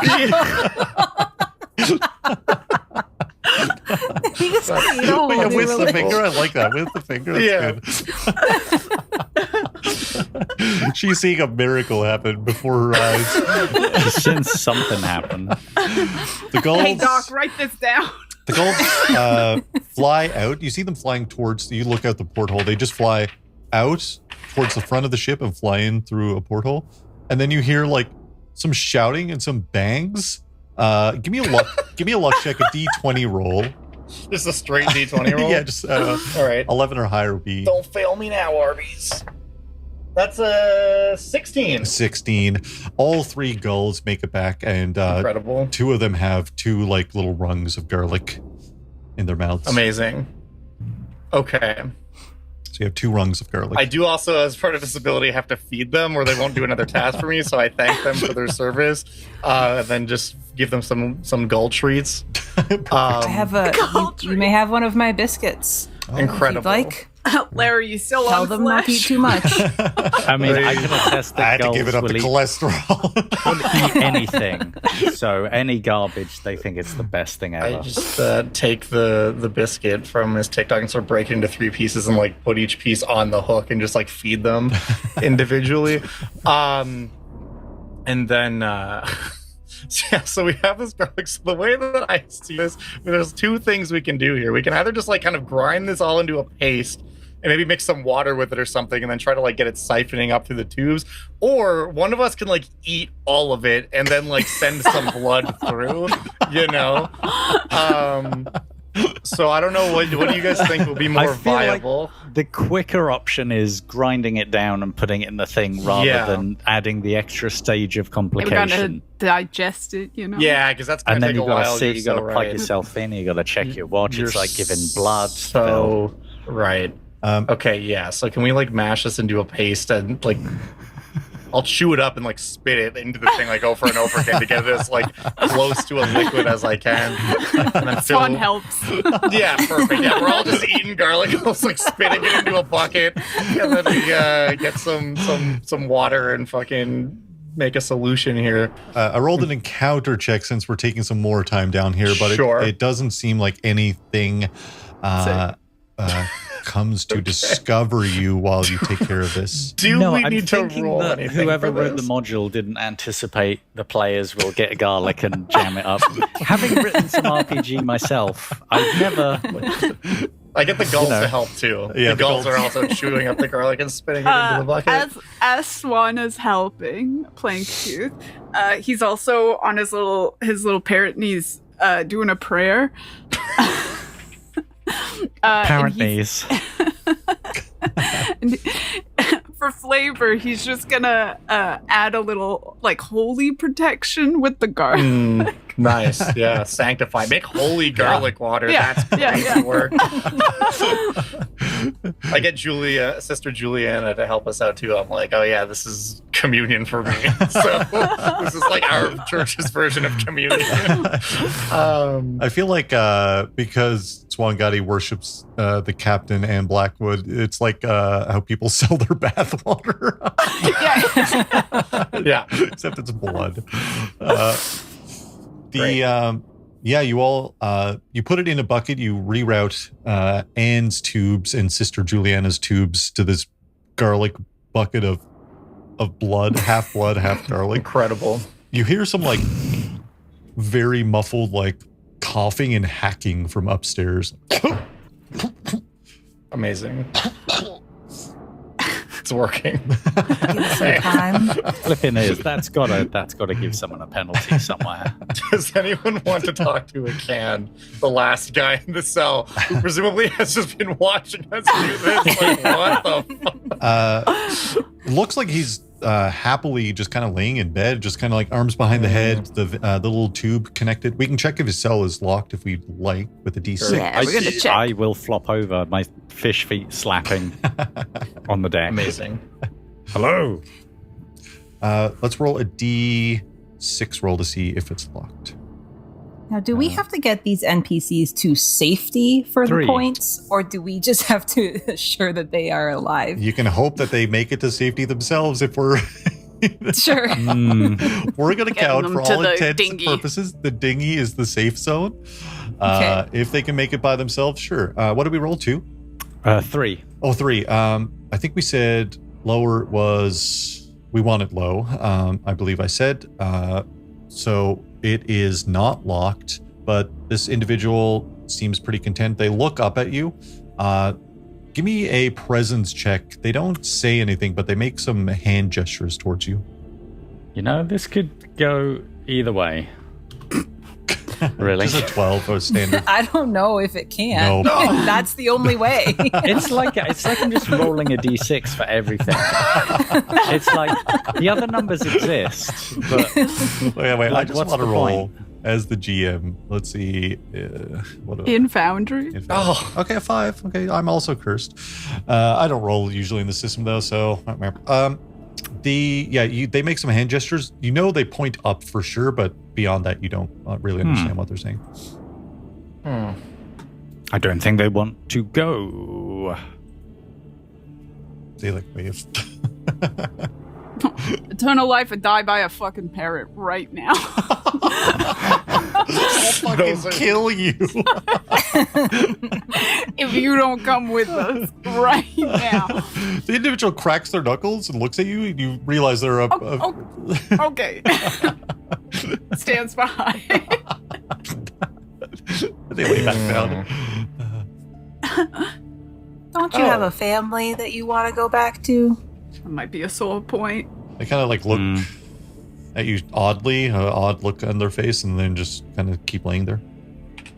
I have something that might help us here. Keep going though. You gotta look up the rules for it. Something about these vampires. I think they're changing everyone's minds. Or tricking them. Tricking them to change their minds. Or, like I was saying, they're sick as fuck.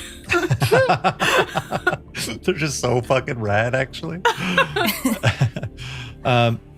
We have some NPCs, at least half of what's down here, that are willing to go. Whatever Josiah may or may not find.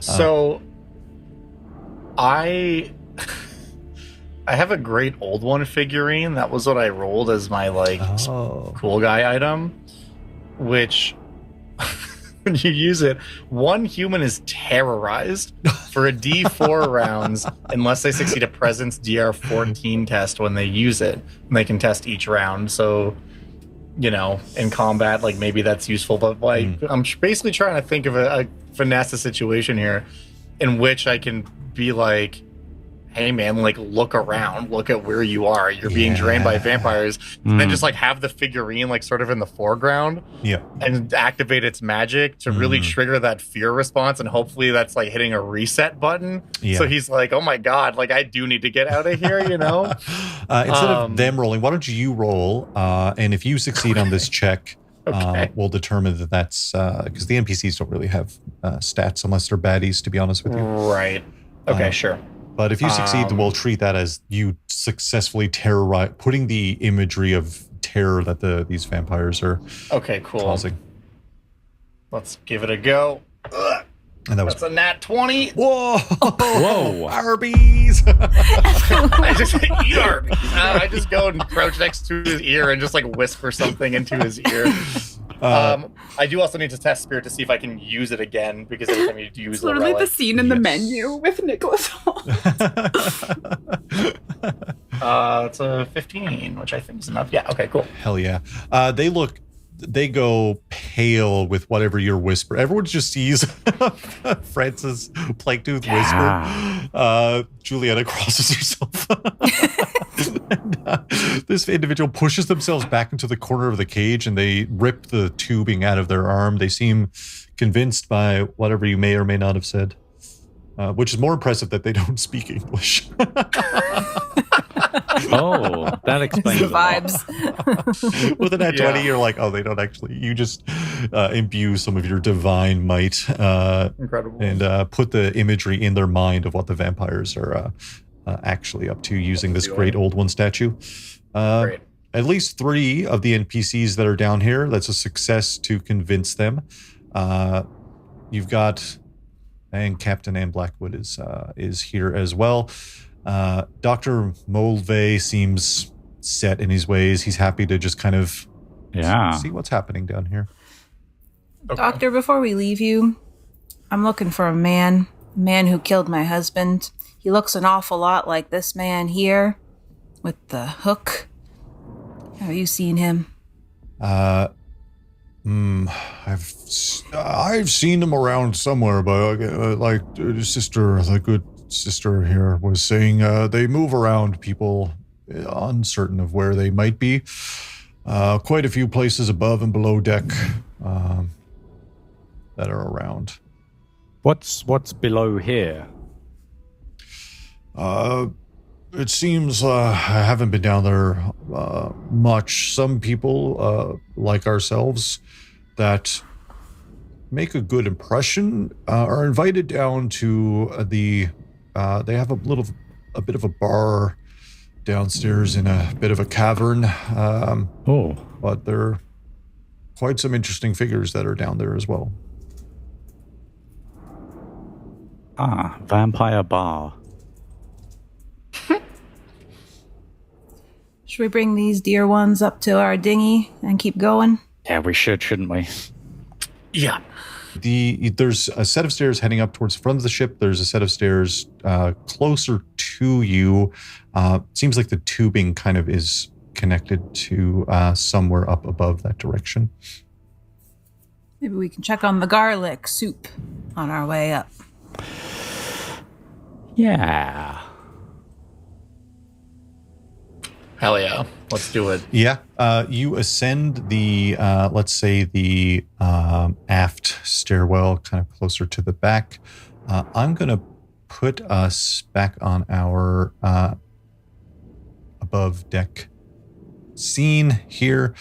As you ascend back to the stairwell, the fog is thick. You've got your patrons that are kicking around. All three of them are kicking around with you.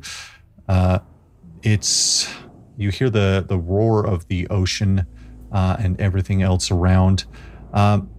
As you're ascending, there's a door ahead of you and two doors to your sides. But you're back sort of where you see the corpse of the spider. It looks like the blood has been mopped up. There is the threat of some kind of harpoon-wielding fishy foe, potential fishy foe, somewhere in the distance, unknown where exactly. But you managed to get back up on board. If anyone wants to do a presence check for me as we're back on board. That's probably best left to not me. I could do it. Oh, you could do it if you want. Go for it. Presents. 18. You do catch one shadowy figure up on this kind of upper deck area in the distance somewhere, kind of far away and kind of meandering to the south of you. And then to the north, there's something else moving through the shadows. Oh, no. Ever so briefly. Seems to be more of like a fixed kind of, not a fixed area, but a very predictable path as they're kind of walking about. It seems less meandering and more with purpose. Predictable maybe was the wrong word, but with purpose. Do these seem like human-sized or person-sized? Very much person-sized, I would say. You are thankfully where you tied off the dinghy. So at least you can get these people, all four of these NPCs, down over the side of the ship. Nice. Knowing that there are some figures moving in the fog. And again, a lot of doors around you. You hear the sounds of coughing coming from the door that is closest, the two double doors that are in front of you. There's like a weird kind of sputtery coffee sound coming from those doors in particular. But let's mark off those four NPCs Yeah. as safe. 3. Captain Ann Black. Oh, not. I took the doctor. 3. Yeah. I took the doctor by mistake. He's down there, not giving a fuck. Damn. He's everyone seems a little get him too later. What's the word? Almost sedated. Charmed. You know, once that garlic gets in the veins, they'll be good. I think our soup will be ready. We could go check on it. Certainly a go lot over- of places to go, but yeah, sorry, Aaron. Go ahead. Once our little friends are safely in our boat, I would like to go over to that door and listen for how close the coughing is to the door. Incredibly close. Right on the other side of that door, it sounds like. Okay. I'm going to turn back to my party, and I'm going to take my pike, and I'm going to stab it through the door. Hell yeah. Give me a strength roll to see. Perhaps I'm not. Okay, well, it's a 19 on the die, plus 2, 21. I was about to lower the DC because the doors are kind of old and shitty as well. But that's incredible. You stab it through the door, and you hear kind of like a yelp of surprise, like a...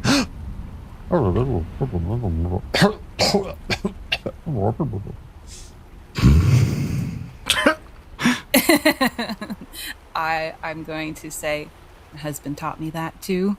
and then open the door. I was going to say, hell yeah. As you're opening the door, you see a figure look out as you open the door. You see the interior of... we are going to draw another card as the bell is the tolled. timing of that. We don't gotta. We have to. Yeah, we don't have to. Don't be a slave to convention. Another one is no more. Somewhere on board. You open the door and you see ahead of you this, I'll say, interesting sight that you catch, where it's the interior of, you see these lavish red chairs, this nice purple rug underneath. You see a bunch of tubing coming up from below somewhere. This metallic fountain that is, you see a statue of a female figure who the blood is pouring out of her eyes and mouth into this fountain itself. And you see two individuals sitting near the chairs here, or on the chairs, kind of like sipping the wine and coughing and sipping the wine. You see an individual in a powdered wig look over and like, you must be the one that stabbed through our door. How vile, how droll, how boring. Give me a 2d6 roll, Aaron, if you'd like. Damn. I was hoping they were like so close to the back of the door that I also stabbed through them. They weren't, unfortunately. A 6 and a 3. That is a 9. Let me consult my chart. Let me consult the duck. Okay. They look and they're like looking at you, and then they look at their fountain. Are you here to... Did Albrecht hire you to... We've only just started complaining, but this blood tastes awful. You see the other individual has... they both look very, 1700s royalty. They both have bulbous kind of eyes and this kind of dewy kind of look to their skin. This is Jean-Henri and Thelka. You see, again, one looks kind of rotund, powdered wig, covered in white powder all over their face. The other looks tall, elegant, white hair, kind of like looks at you all. Something about this tastes off. I am a cook. Oh. I could fix your soup. My assistants would aid me in this. Well, come in. The more the merrier. I would love to have a conversation with everyone. First of all, I want to say Frank is really uncertain about this. But second, it's impossible to read his expression because there's two eyes right next to each other and he's just staring. I'll move everyone else over just for context. Great. You don't have to be in the room, but I'm just going to put you there so you can visually see. I'll come in too, but I just feel like it is important to note I do still have my gulls with me. They hang around for an hour. So there are 3 gulls just perched, like one on my head and one on either shoulder. I think Frank probably sheathes his weapon, but he's if anything, his inability to bluff or have any context to his expression belies the fact that he doesn't know what the plan is here.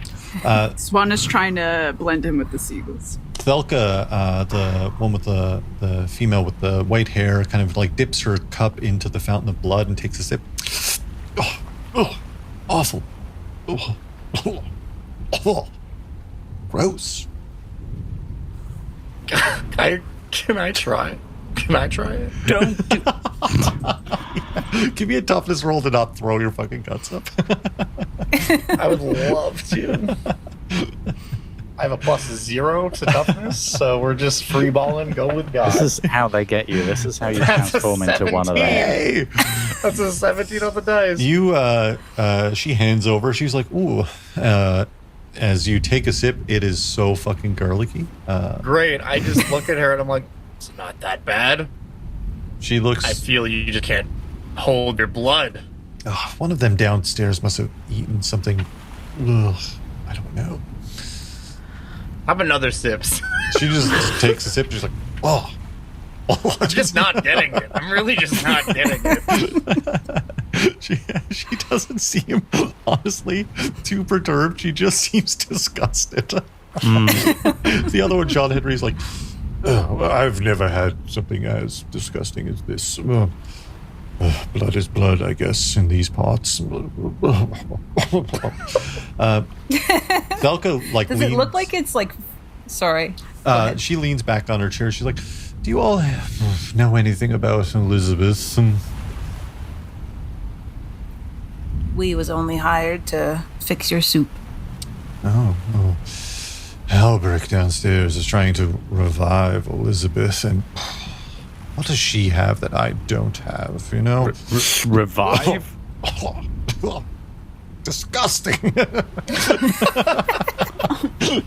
Oh, right. The more they drink it, does it like actually seem to be harming them, or they just don't like the flavor? They don't like the flavor. I feel like there's vampires around, but there's also just gross humans around. They're drinking this blood. They seem kind of pale and pallid from certainly a different era of time, but you get the sense that perhaps garlic doesn't have the effect on these vampires that you may have expected. Right. 100 a pop. I will say in our other game, they had garlic starting out and force-fed it to a character, and I was like, unfortunately, it has no effect. Says, like, why are you feeding me garlic? Straight up in the book, it's like, this doesn't do anything. Incredible. But now you know that garlic has no effect. And these, you rolled a 9, which means these are relatively friendly to you. They seem more interested in a civilized conversation than bloodthirst, because they have all the blood they could want in front of them. The room itself is lined with doors. There are quite a few doors here. There's a grate with that seems like it goes down further. It seems like this could just lead back down to where you were previously. I have a question. To whom? The lady. She Swan turns to the lady. Yeah. Oh, you know what? I just realized anyway, it doesn't matter, but the actual staircase would have led you straight up into here. I just got my map wrong, but you would have entered through. There's 2 doors behind the staircase and doors lining this entire room, but you would have just entered this area from a different place is all. Sorry, what was your question, Grayson? My bad. You said, why can't it be me? What's so good about this man I keep here?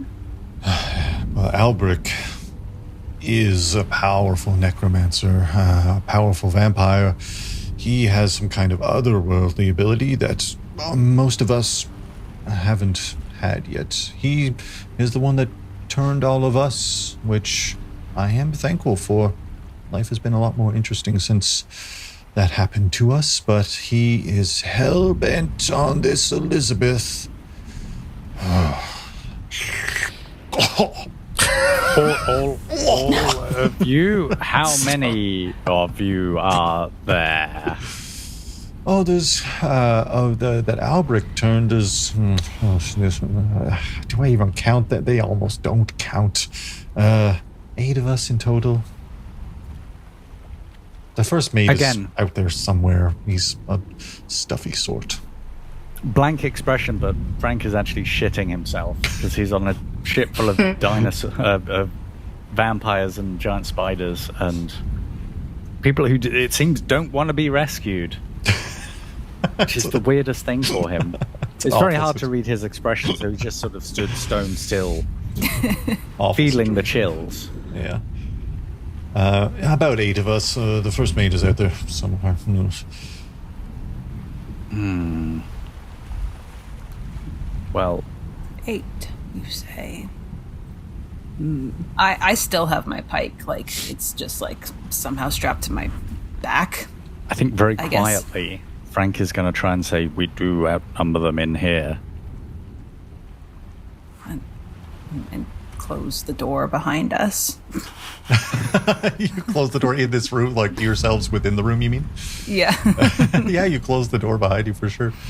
Like, oh, there's if you could maybe talk to the sisters in the galley, maybe they know how to fix this god awful blood. And maybe switch out the prisoners, if you don't mind. Someone gross is connected. Too garlicky. Could do that. Damn, that's Do crazy. that for sure. I'm gonna stab the one that's closest to me. As that happens, Frank's going to try and swing at the other one at the same time because Frank's actually kind of terrified.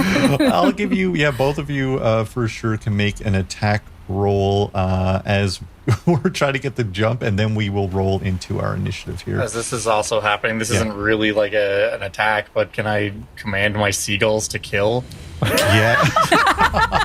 I do have to make a presence roll to try and do that because they are liable to be like, fucking no, dude. Like, what?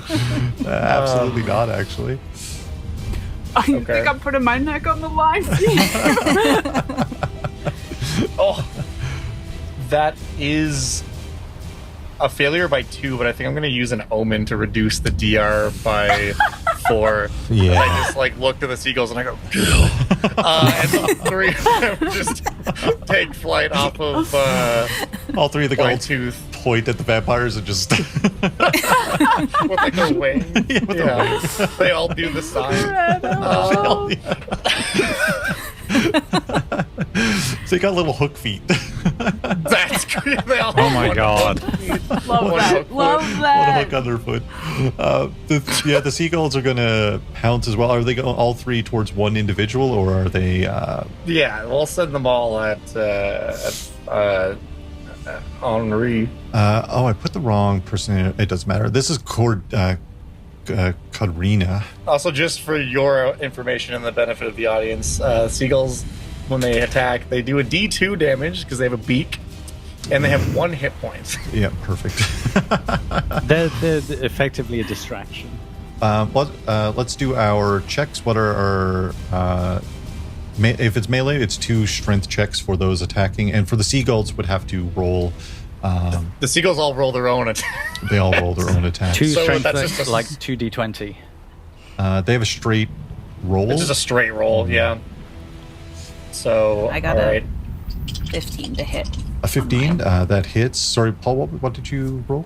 Sorry, did you say it's 2 strength checks, as in roll 2d20? Oh, no, sorry, that was 1 each for both of you. So you rolled 1d20, sorry.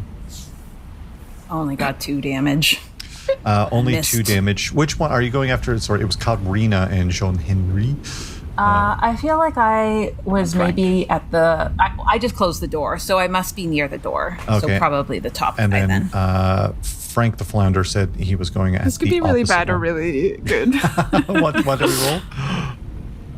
Oh, So, 20 plus 3 Hey. is 23. let's You deserve that. go. You deserve Yeah. I that. think he does deserve that. Also, it's a surprise attack, so he's going to have a bit of a bonus. There are actually some great bonuses here. We have a lot of things to consider, though. This is incredible. What does Frank the Flounder do with the nat 20? Well, attack? I feel like it's with his...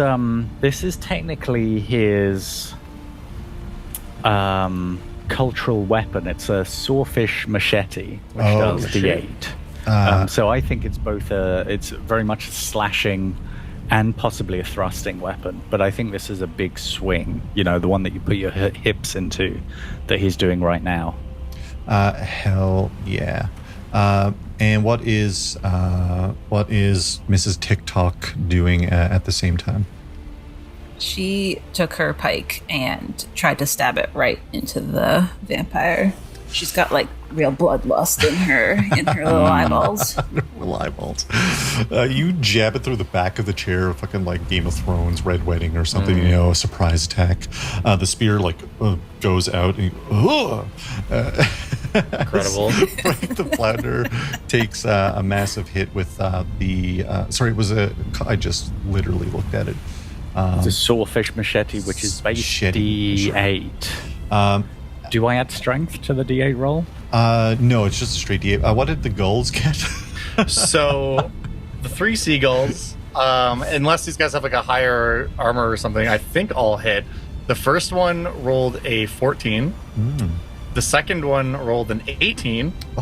And the third one rolled a natural 20. Oh, jeez. Let's go Seagulls. Good job, Larry, too. Yeah, Larry also.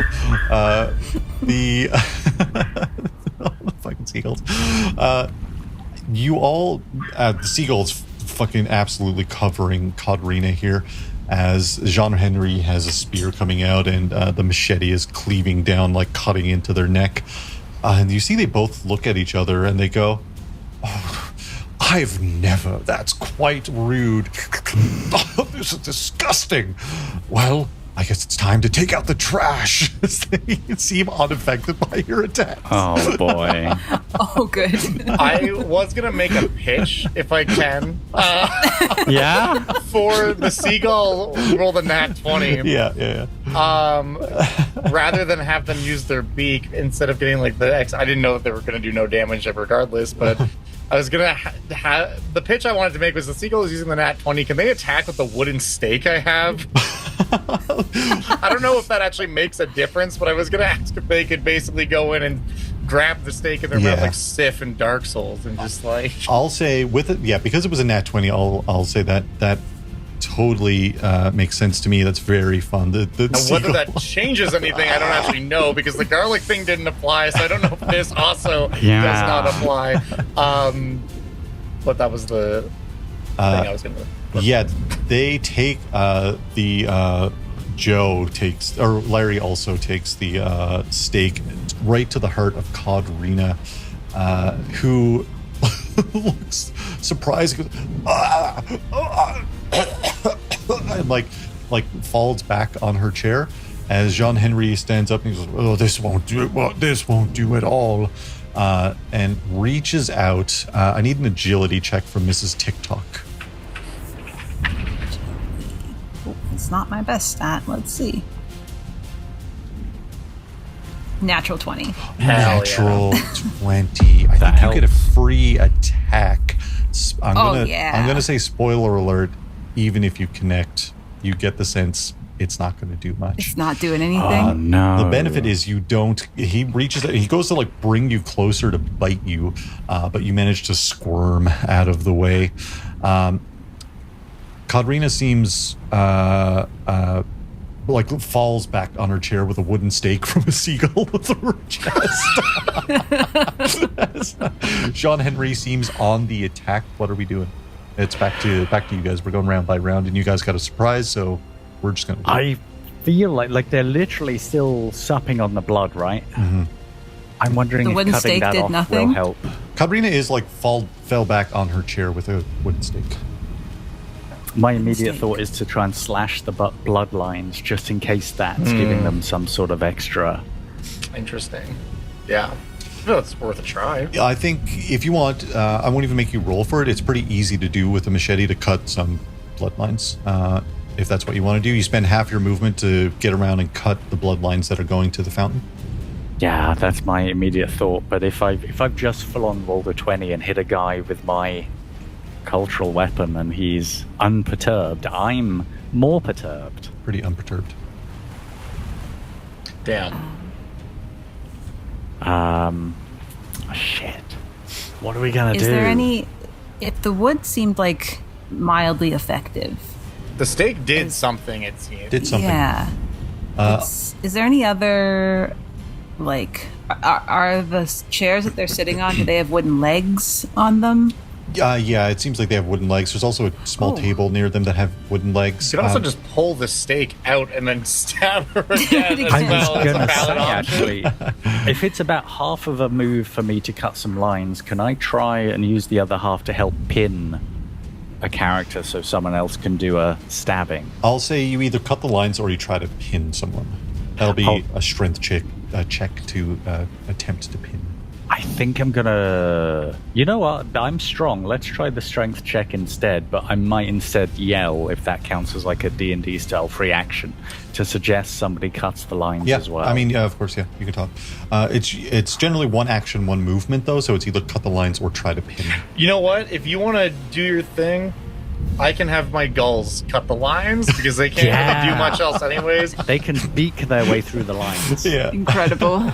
I'll try and help with some pinning because that's what Frank's supposed to do. He's if nothing, he's big and strong. Yeah, let's do a strength check. What's Swangati? In the surprise round, was there anything Swangati wanted to try? I think Swan was like looking to protect, and then his team was like, "We're fucking assassins," so he didn't really need to do anything. Yeah.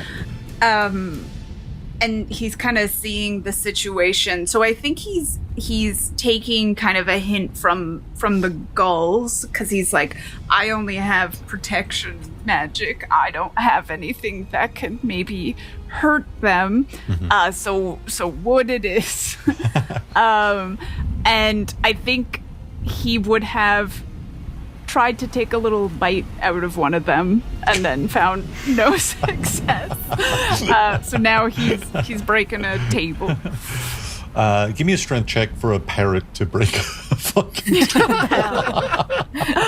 I'm fucking rotund. Hell yeah. What else are we... we'll wait for this. Sorry. Go ahead. Oh, hell yeah. 12. 12 is just what you fucking need. Incredible. You have a fucking steak in your two little wings. Well, that was your whole action to get the steak, sure, but you have it at least. What's everyone else doing? I'm gonna pin who's already prone. You're next to Kadrina, who has a stake in her chest. You have enough movement to get up to Jean-Henry. No, if I'm already on her, I feel like that might be a little easier, and if I can pin her and try and get someone to, that might help someone else finish the job. Yeah, you're holding her down. Give me a strength check just to see how you're a strong boy. Some might say 9. That's your highest roll tonight. Yeah. I did get the 20. Yeah. But 9 plus 3 is 12, which is usually a success. Yeah, that's just a success. You grab onto Kadrina, who is like... what else are we doing, gang? We got 2 people left this round. I have 2 weapons. Oh, I'm sorry. You go ahead. I was literally just going to say I'm going to have the birds try to sever the lines if they can. I don't know what they need to roll for that. They're cutting some line. Well, it's a free act. They'll work on cutting the lines. Okay, great. Yeah, I will just say to the seagulls, I'll command them, I'll say, starve them! And then they'll start going and chewing at the lines. It's like the Batman of seagulls or something. Yeah. Seagull man. Yeah, when I was a child, I fell in a well and a bunch of seagulls came out of it. I guess... Yeah, I was, and I still have my action, but you go ahead and do what you want to do because I need to figure out what I'm going to do. I also, other than my pike, which was my husband's and is now mine, and I will not break it, I have a fishing spear as well. Is it made of wood? I would imagine it's got a wooden hilt to it, yeah. Can I grab it and then chomp it in half with my very long crocodile mouth? Hell yeah. We'll say breaking it is going to be like your action this turn to attempt to break off your own weapon in order to use it as a stake. But if you want to give me a strength check to snap the weapon, just a regular, we'll say 10. We won't make this outlandish. Ooh, not good. Oh, you got that light strength. 4, 5. 5. You're like, shit, this is well made. Fuck. That's really good. Maybe if you stab enough, eventually wood will go. Can't knock the craftsmanship. Yeah. Can't even be mad. It's so good. It's made by Big Fish Jim himself. You know, those Neverland people, they make some quality stuff. I guess I will just stay where I am. I don't want the vampire to call for reinforcements through this door. Yeah. What is Planktooth doing? Yeah, I mean, I'm just going to go up and grab the seagull stake that is now jammed into Belka and just try to pull it out and stab him again. Yeah, give me an attack roll as you pull it out and go to re-stab. So this hook isn't just for show. This was one of the skills that I rolled for, and it gives me a +1 to strength and agility rolls that use the hook because I've become so used to using it. It's actually become a boon rather than something to hold me back. So I'm gonna use my hook to try and basically like a packing hook to grab the end of the wooden stake and leverage it out of there to get a +1 on this, and we'll see how that goes. Hell yeah. That is going to be a 15 total. A 15 on the dice, +2. 15 total. That's a success. You managed to take out the stake, and as you take it out, she reacts instantly to go and grab your arm as you plunge the stake back in her chest. It doesn't seem like it killed her, but for the moment she goes, ah, fuck, falls back. Okay, she's not liking that. Great. Cool. I think that's everyone. Jean-Henri is going to look at you all. Oh, second time's a charm, I guess. Goes to, give me an agility check again, Mrs. TikTok. You are the one that was so rudely stabbed through him. Agility 13. 13 is also a success. Oh, again, goes to try to bite you, and you just kind of maneuver out of the way. Kadrina seems temporarily, who knows, she came back a little bit when the stake was removed from her chest, but she cannot act right now. What are you guys all doing? Jean-Henri seems bloodthirsty. I'm gonna stab with this new weapon that I fucking made. Yeah, give me an attack roll to stab. So 13 on the die. Am I adding anything to that? Your strength. My strength, 14. 14. You plunge through Jean-Henri's chest, who goes, I've never falls backwards onto the ground. Incredible. So they're just incapacitated. They're still alive. You see, yeah, twitch. Okay. What if we fully decapitated them? Mm-hmm. That might be the next plan. Okay. My pike, I want to try to do a big swing at the neck. You definitely can do that. We're going to do a strength check. I'll say, no, I will say for reasons, let's do a regular difficulty 12 check. Okay. Oh, jeez. It's not very good. 8. Not enough. 8. You go to start cutting through with your weapon, and it seems like the flesh is just doesn't seem to affect. Something ain't right about these ones. What else are we doing? There's got to be a trick to this. Fire. Maybe. What if... No, I feel like it's a bit much to try and hurl them overboard. Can I commune with the gulls? Yeah, they're pecking. They've been presumably following the ship around, or at least been around for a little while, and they can communicate back with me as well in 2-word sentences. I just want to ask them if they've basically, have you seen anything? They may not have, and if the answer is just straight up no, that's fine. But I'm if there's anyone here who knows something we don't, it might be one of the seagulls. It might be one of the... Let's do... I'm going to say a spirit 20 check, only because it's a fucking insane thing for a seagull. Sure. Sure. No, that's fair. Are we adding my spirit, your or spirit, is this the gulls doing this check? Okay. No, your spirit. You're trying to really commute. You're trying to fucking reach so we another... need we need a 16 on the dice at least here. That is a 10 plus my 4 is going to be 14, which I don't think is going to be high enough for me to be able to lower it with an omen. All three of them. Can I use the devil's luck? Oh no! Wait! You could lower that with a devil's luck. Yeah. Or omen. Same difference. Can I?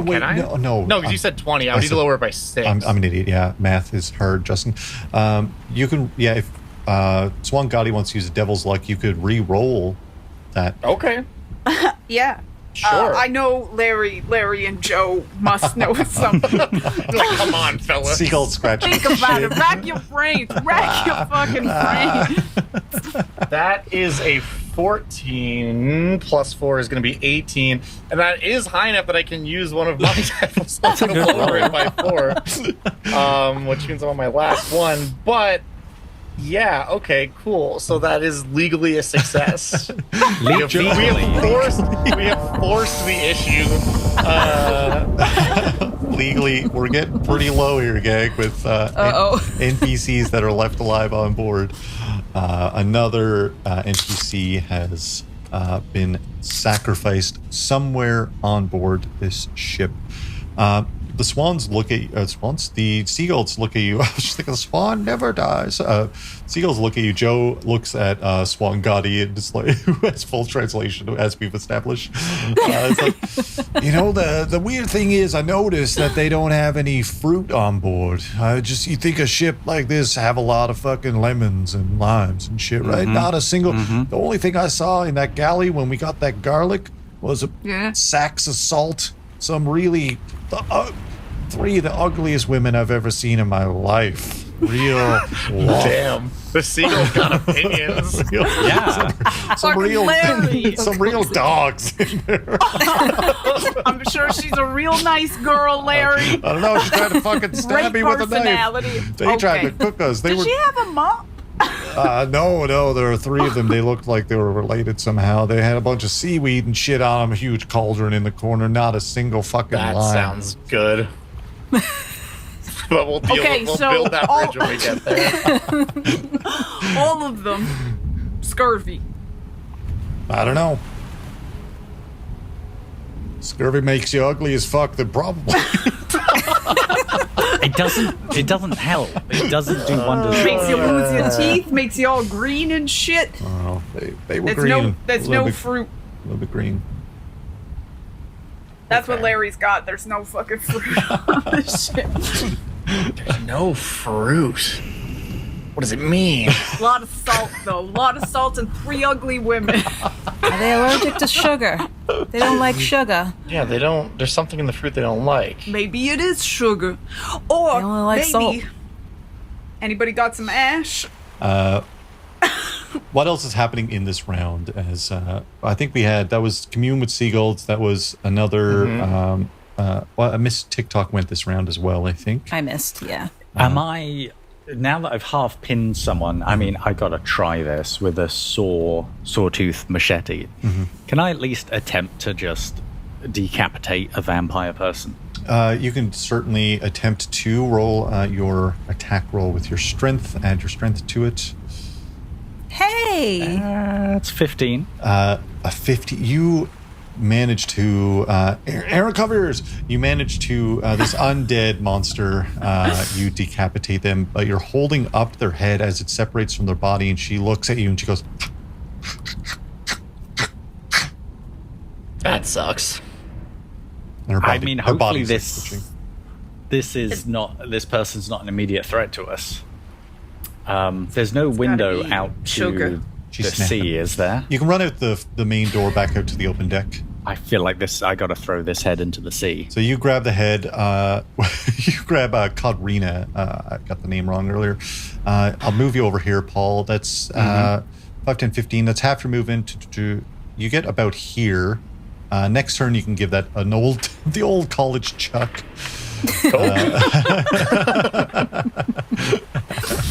As you're out on the main deck again.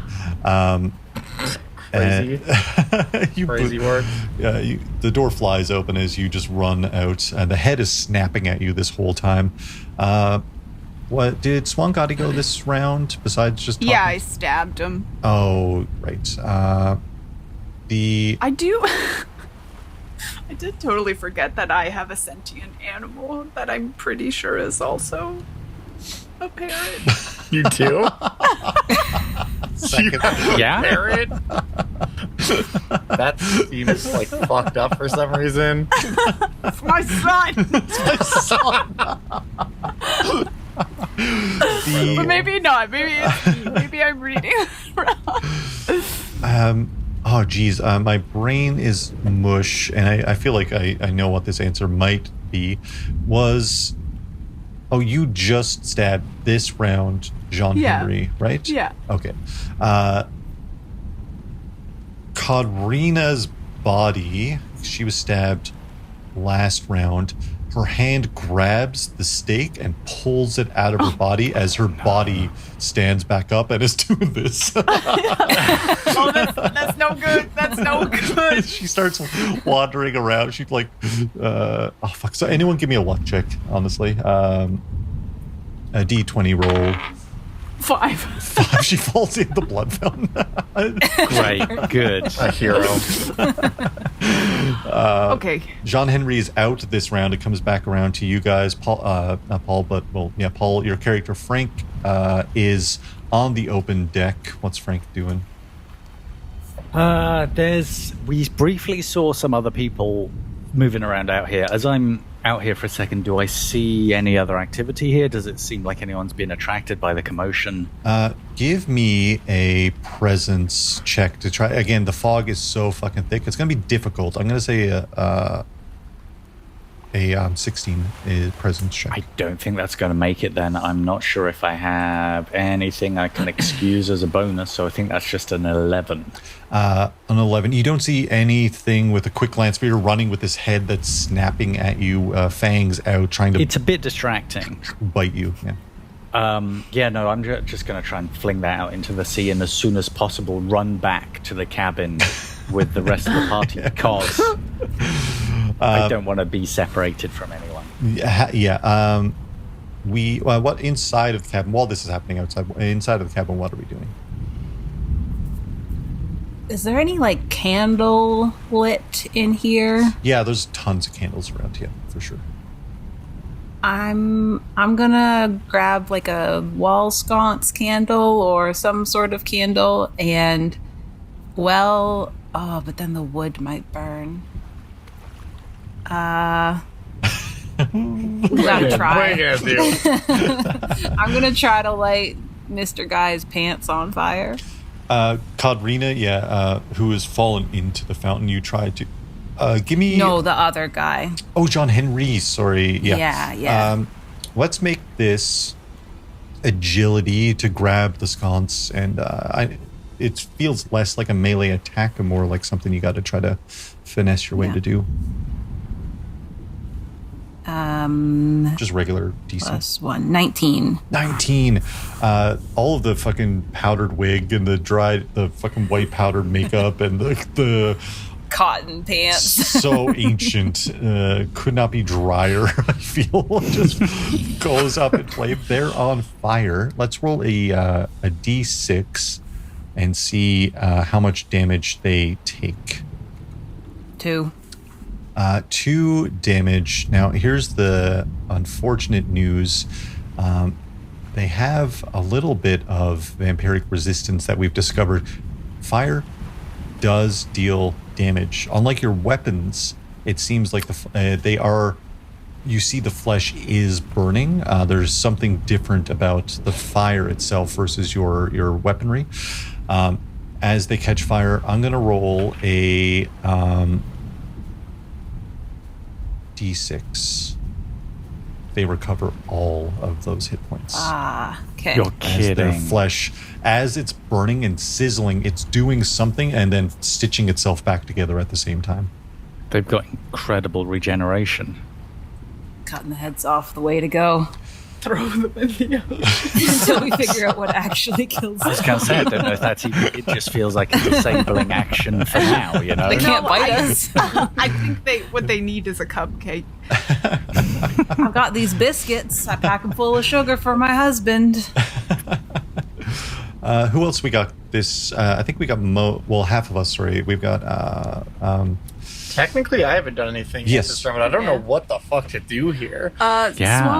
Swan is going to look him in the eye and be like, "You think you're tough shit? Think you came back from the dead? I came back from the dead too because hell didn't want me." Wow. Damn. That's a flex. And he's gonna use blood tongue Right. To scare him a little bit. What are the details? Oh, do you have the details, or was that? I don't. Okay, we read them earlier. Yeah, I got it. Don't worry about it. Blood-tongued is certainly here somewhere. Here it is. They have to make a morale test, so that's fun. Let me check what that might be here for them. Either way, they're going to roll 2d6. They have a morale of 9. I'm going to make sure this is a public roll. If you roll greater than the creature's morale, it is demoralized. They have a 9, so they need above a 9. Does it say equal to? No, it says greater than. So they need 10, 11, or 12 for this morale check to work. I'm going to roll on screen right now. That's a 10. It works. How much fucking damage is that blood-tongued? Is they're stunned and lose their next action. That's incredible, because this next action they were going to remove the stake from their own chest as they come out of being stunned. But they look at you and they're like, the fire is burning them. They're like, Swan is gonna pull out his gun. But from where? Don't ask questions, Frank. Kill this guy. Sorry, this is a valid question, I think. Is this like a human-sized gun or a parrot-sized gun? It's a human-sized gun, Frank. That makes it worse. Because the recoil would like send a parrot flying. he loses feathers every time it's shot. I'm as tough as I am, Frank. Jean Henry can't do anything their next round. Was there anything from Planktooth? Did I miss what Planktooth's getting up to? I mean, I didn't do anything, but I'm not even really sure what to do. Send him to the depths for the Planktooth. I guess I could just try to decapitate this guy, like a guy who's not decapitated, since that seems to be doing something. They're currently stunned. Yeah. I do have a machete. Yeah, if you want to do just a strength-based check to try to decapitate them with the machete. I utilize my hook when I do this because the machete has like a loop on the end of the hilt. So you'd think I would hold it in my good hand, but I actually grab it with my hook and I spin it around, and that's how I. Of course. That's how I actually use that. An anime style fucking. Anything to get a +1 bonus. Let's see. That's gonna be a total of 9. A total of 9. Unfortunately, it cuts into their neck, and then the hook continues on. Doesn't do anything. Yeah, that's okay. That's the way the machete crumbles. That was that everyone this round? What did Miss TikTok do this round? Sorry, did I miss that? Set him on fire. Oh, you did. Thank you. Right, of course, the fire. This is the round. John Henry, absolutely stunned. Kadrina's body gets out, pushes themselves out, and starts again aimlessly wandering. Give me an agility check. I'm gonna lower it to a DC 8 Swangati. So it's much easier for you to succeed on this check, as Kadrina is just feeling. What is that? Agility? Yeah. 15. Easily get out of the fucking way as Kadrina hits a wall. Or not their head, their chest, I guess. Smacks into a wall as they're headless. Their head has been chucked into the ocean. As Frank is turning, Frank, you go to run back in and you bring up Solid against a figure from the mist who looks at you. Dark black tricorn hat on their head, dark black attire, a very serious look on their face. They've got a thin cut mustache and their eyes are burning red as they peer at you. We don't appreciate intruders on our ship. This is not in order at all. This is not how it goes. And they attempt, give me a agility check to reach out their hand to reach out both hands to strangle. Frank the Flounder, if you'd like to do a check for me, please. This was one of the figures in the mist. That's not great because that's -3, so that's -2. That's 7. Minus. Your armor gives you a minus as well. Is that right? My armor gives me D2 damage reduction. Yes. I'm wearing the armor that gives the -2 agility. Right. I mean, I do get also +1 to defense rolls, but in this case, that's not going to make enough difference. It didn't help. You can use Devil's Luck. I'll put that on the table. What did you roll? Yeah, Sorry, what did you was roll? the result? It was a 9. -3. -2 +1. So really an 8. -1. I can actually, if you don't want to use a Devil's Luck, I can use my one holy power that I have, because I am a man of gods. A man of A-Cloth. A-Cloth, yeah. You can just do this anytime a roll resolves, which gives -4 to a defense DR. I do have to make a test to see if I can use the power, though. Right. So I have to make a spirit roll, but I can basically do that one part of the thing you can do with Devil's Luck to try and turn that into a miss. Yeah, we can I mean, you know what? I got 6 uses of this, so like I might as well rip one of these right now. Sure, that's my one Devil's I Luck. also have it, so... Well, yeah, because you have the same thing? I have that, and I have heal. That's sick. Okay. Well, I only Probably a have good this time one to because use I it. have seagulls instead. So let me see if I can even do this. Yeah, that's like a 16. So hell yeah, that misses. Von Buren, first mate of the ship, goes to bite down on your fishy neck as you feel like an amount of chaos as one of the webbing kind of swings down and gets tangled. And Von Buren's like, fuck. You manage to, as previously established, use half of your movement to run back towards the cabin. This is all happening in that scene of you running, chucking the head, running back to get in. Dire straits where Jean-Henri seems on fire, and seems like the vampires are somehow immune to most damage. You've picked up on the fact that there's no fruit being kept on board from the seagulls infiltrating the galley, to whatever that may or may not mean. Cordina's head is in the ocean, so their body is aimlessly kind of wandering around trying to get at you or find their head. Something is happening. And the first mate of the ship was wandering through after being alerted by Mop Lady that there are intruders on board. And I think we're going to end our session there. Let's go. Oh, just in the middle of all the chaos. Just in the middle of all the fucking chaos.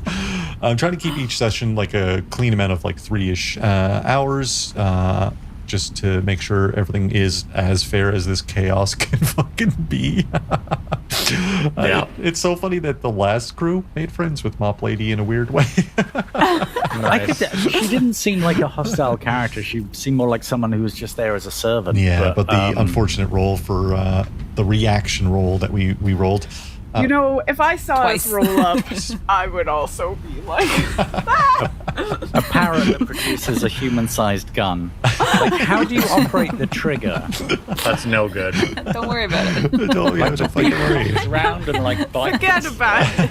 What do you mean, don't worry about it? I'm terrified of it. Oh man, what a chaos! What an amount of chaos we had. A reminder that every team we are playing for these incredible Purple Heart dice trays made by Crits and Bones. I'm holding the logo. Canadian made, handcrafted out in BC. Incredible work. They're gorgeous. They're fucking beautiful. I'm not even. Yeah, that's pretty cool. Yeah, I think we made some good progress towards getting those dice trays today, gang. You guys got a shit ton of points from saving those NPCs. Getting lucky with the locks was pretty huge. Every one of those had a chance of being locked, as we found out, and those locks apparently were pretty difficult. How are we doing compared to the other group that has gone through this far? That's a secret. We're not going to find Going to out. watch the episode. I will say that they ran through this room or stealthed around where you are right now.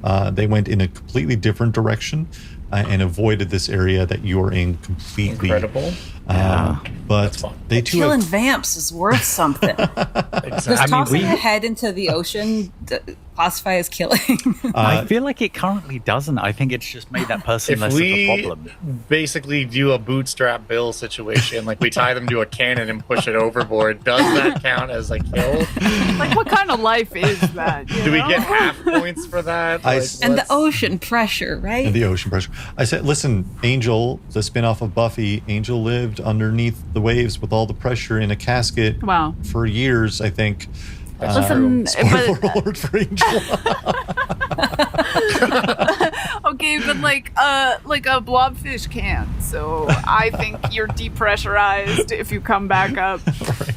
And we could give them the bends. Garlic. Yeah. We just the bends. Bootstrap build them, and then we'll use the fishing rod and attach that to them, and then pull them back in, and then just throw them back and keep pressurizing. What I'm hearing is that they have horrible glucose levels, actually, and so we just, They're not vampires, they just have scurvy. I'll say that no party, well, we have our third party on Thursday. This coming Thursday is Team 3, which consists of Patrick, Josh, Fig, and our good friend Masquerade is on the third Oh my god, team. really? Yeah, Mouse is going to be joining us, which is going to be incredible. We already had our session 0, also fucking chaotic. Patrick has a plan already.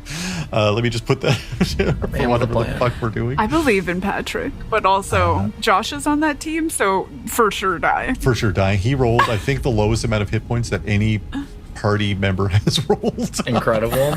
Great, good. I'm not at the bottom. You're not. You've got 2 healers with you here, so That's true. I'm so confident he rolled 3 or 4 hit points. Because rolled -1 hit points, but the rules say you can't. The rules say you can't roll negative hit points with your first character. You always have at least one. You always have at least one. No one party's figured out the secrets to what the fuck is going on with these vampires. Both parties so far have discovered garlic does fuck all. Unfortunately. Good to know. Unfortunately. Hey friends, we'll go in the reverse order of what we did earlier. If you want to tell people what you get up to, where people can find you, any of those cool things, we'll start with Paul. With me? Yeah. In my general day-to-day life, I'm not a 7-foot fish guy, and I kind of like it that way.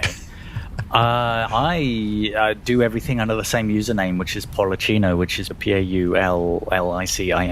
Some Twitch streaming happens on there, some writing on Patreon happens on there, some social media, increasingly politics these days. That's me. And yeah, sometimes a bit of fun role-playing. Yeah. Hell yeah. Josiah. What up? Oh, it's my turn. I understand. It's your turn. I thought you just wanted to chat. That's me.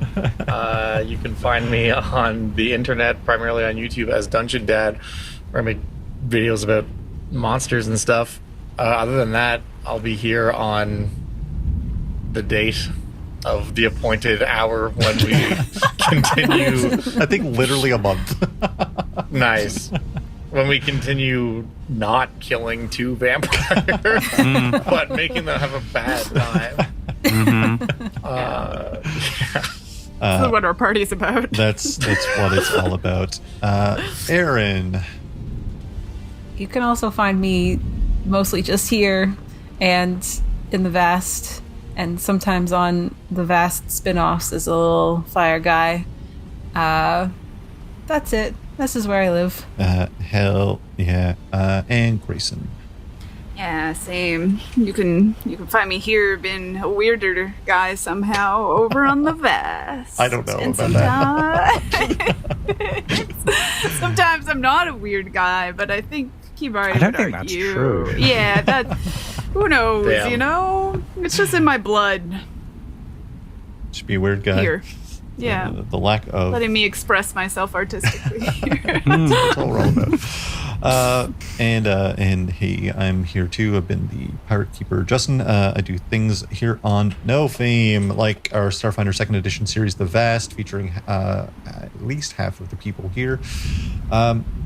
We've got Telltale Tower we've been returning to. We've got a new campaign on the horizon being run by Josh as well. I've got some ideas after we finish a Pirate Borg, because I never have enough happening in my life, apparently. Great. It's good to have ideas. Yeah, I've got Diagnosed busy. Too many ideas, truthfully. Links to everything our friends are up to you can find in the description. If you're listening to the podcast, watching this later on YouTube, anything like that, you can find what all of our lovely friends are doing. It's incroyable. Very cool stuff all across the board, and truly I'm lucky and stoked to have so many cool, fun friends that want to play pirates, and also sometimes we go to space, and also sometimes we do high fantasy stuff. Sometimes we're pirates in space. It's true. That's a good place to be a pirate. Yeah. Everyone I reached out to, though, was enthusiastic about being a part of this wild fucking idea, and I'm incredibly thankful, because I just wanted to have fun, and then I thought, what if we have fun prizes, and everything is great. Yeah. But yeah, shout out again to Crits and Bones. Like I said, not sponsored, just very rad, and they were very kind with offering up additional stuff, and I was like, man, that's hard work you're doing. You're making cool things. Hey, everyone in chat, I'm so sorry. I have a hard time keeping up a chat when I run games, but I appreciate everyone being here. It's very fun to, when I go back to like clip the show and stuff like that, to see what people are getting up to in chat. It's usually pure fucking chaos, or sometimes people are harping on things I say, apparently, in a good way, in an affectionate way. Hey, speaking of people on our podcast, let me type for a second. Okay. Masquerade is streaming. Masquerade is back from vacation. We're going to raid over to Masquerade. Tiny Mice is on parade. Make sure to say hello to Mouse. And you'll see Mouse this coming Thursday as we come back with Team 3. We're restarting the clock, baby, as we start the third team's endeavor, their adventure to find all of the same horrors that you have also found. But truly, both teams so far have gone in different directions. I'm really curious to see what happens with the third team.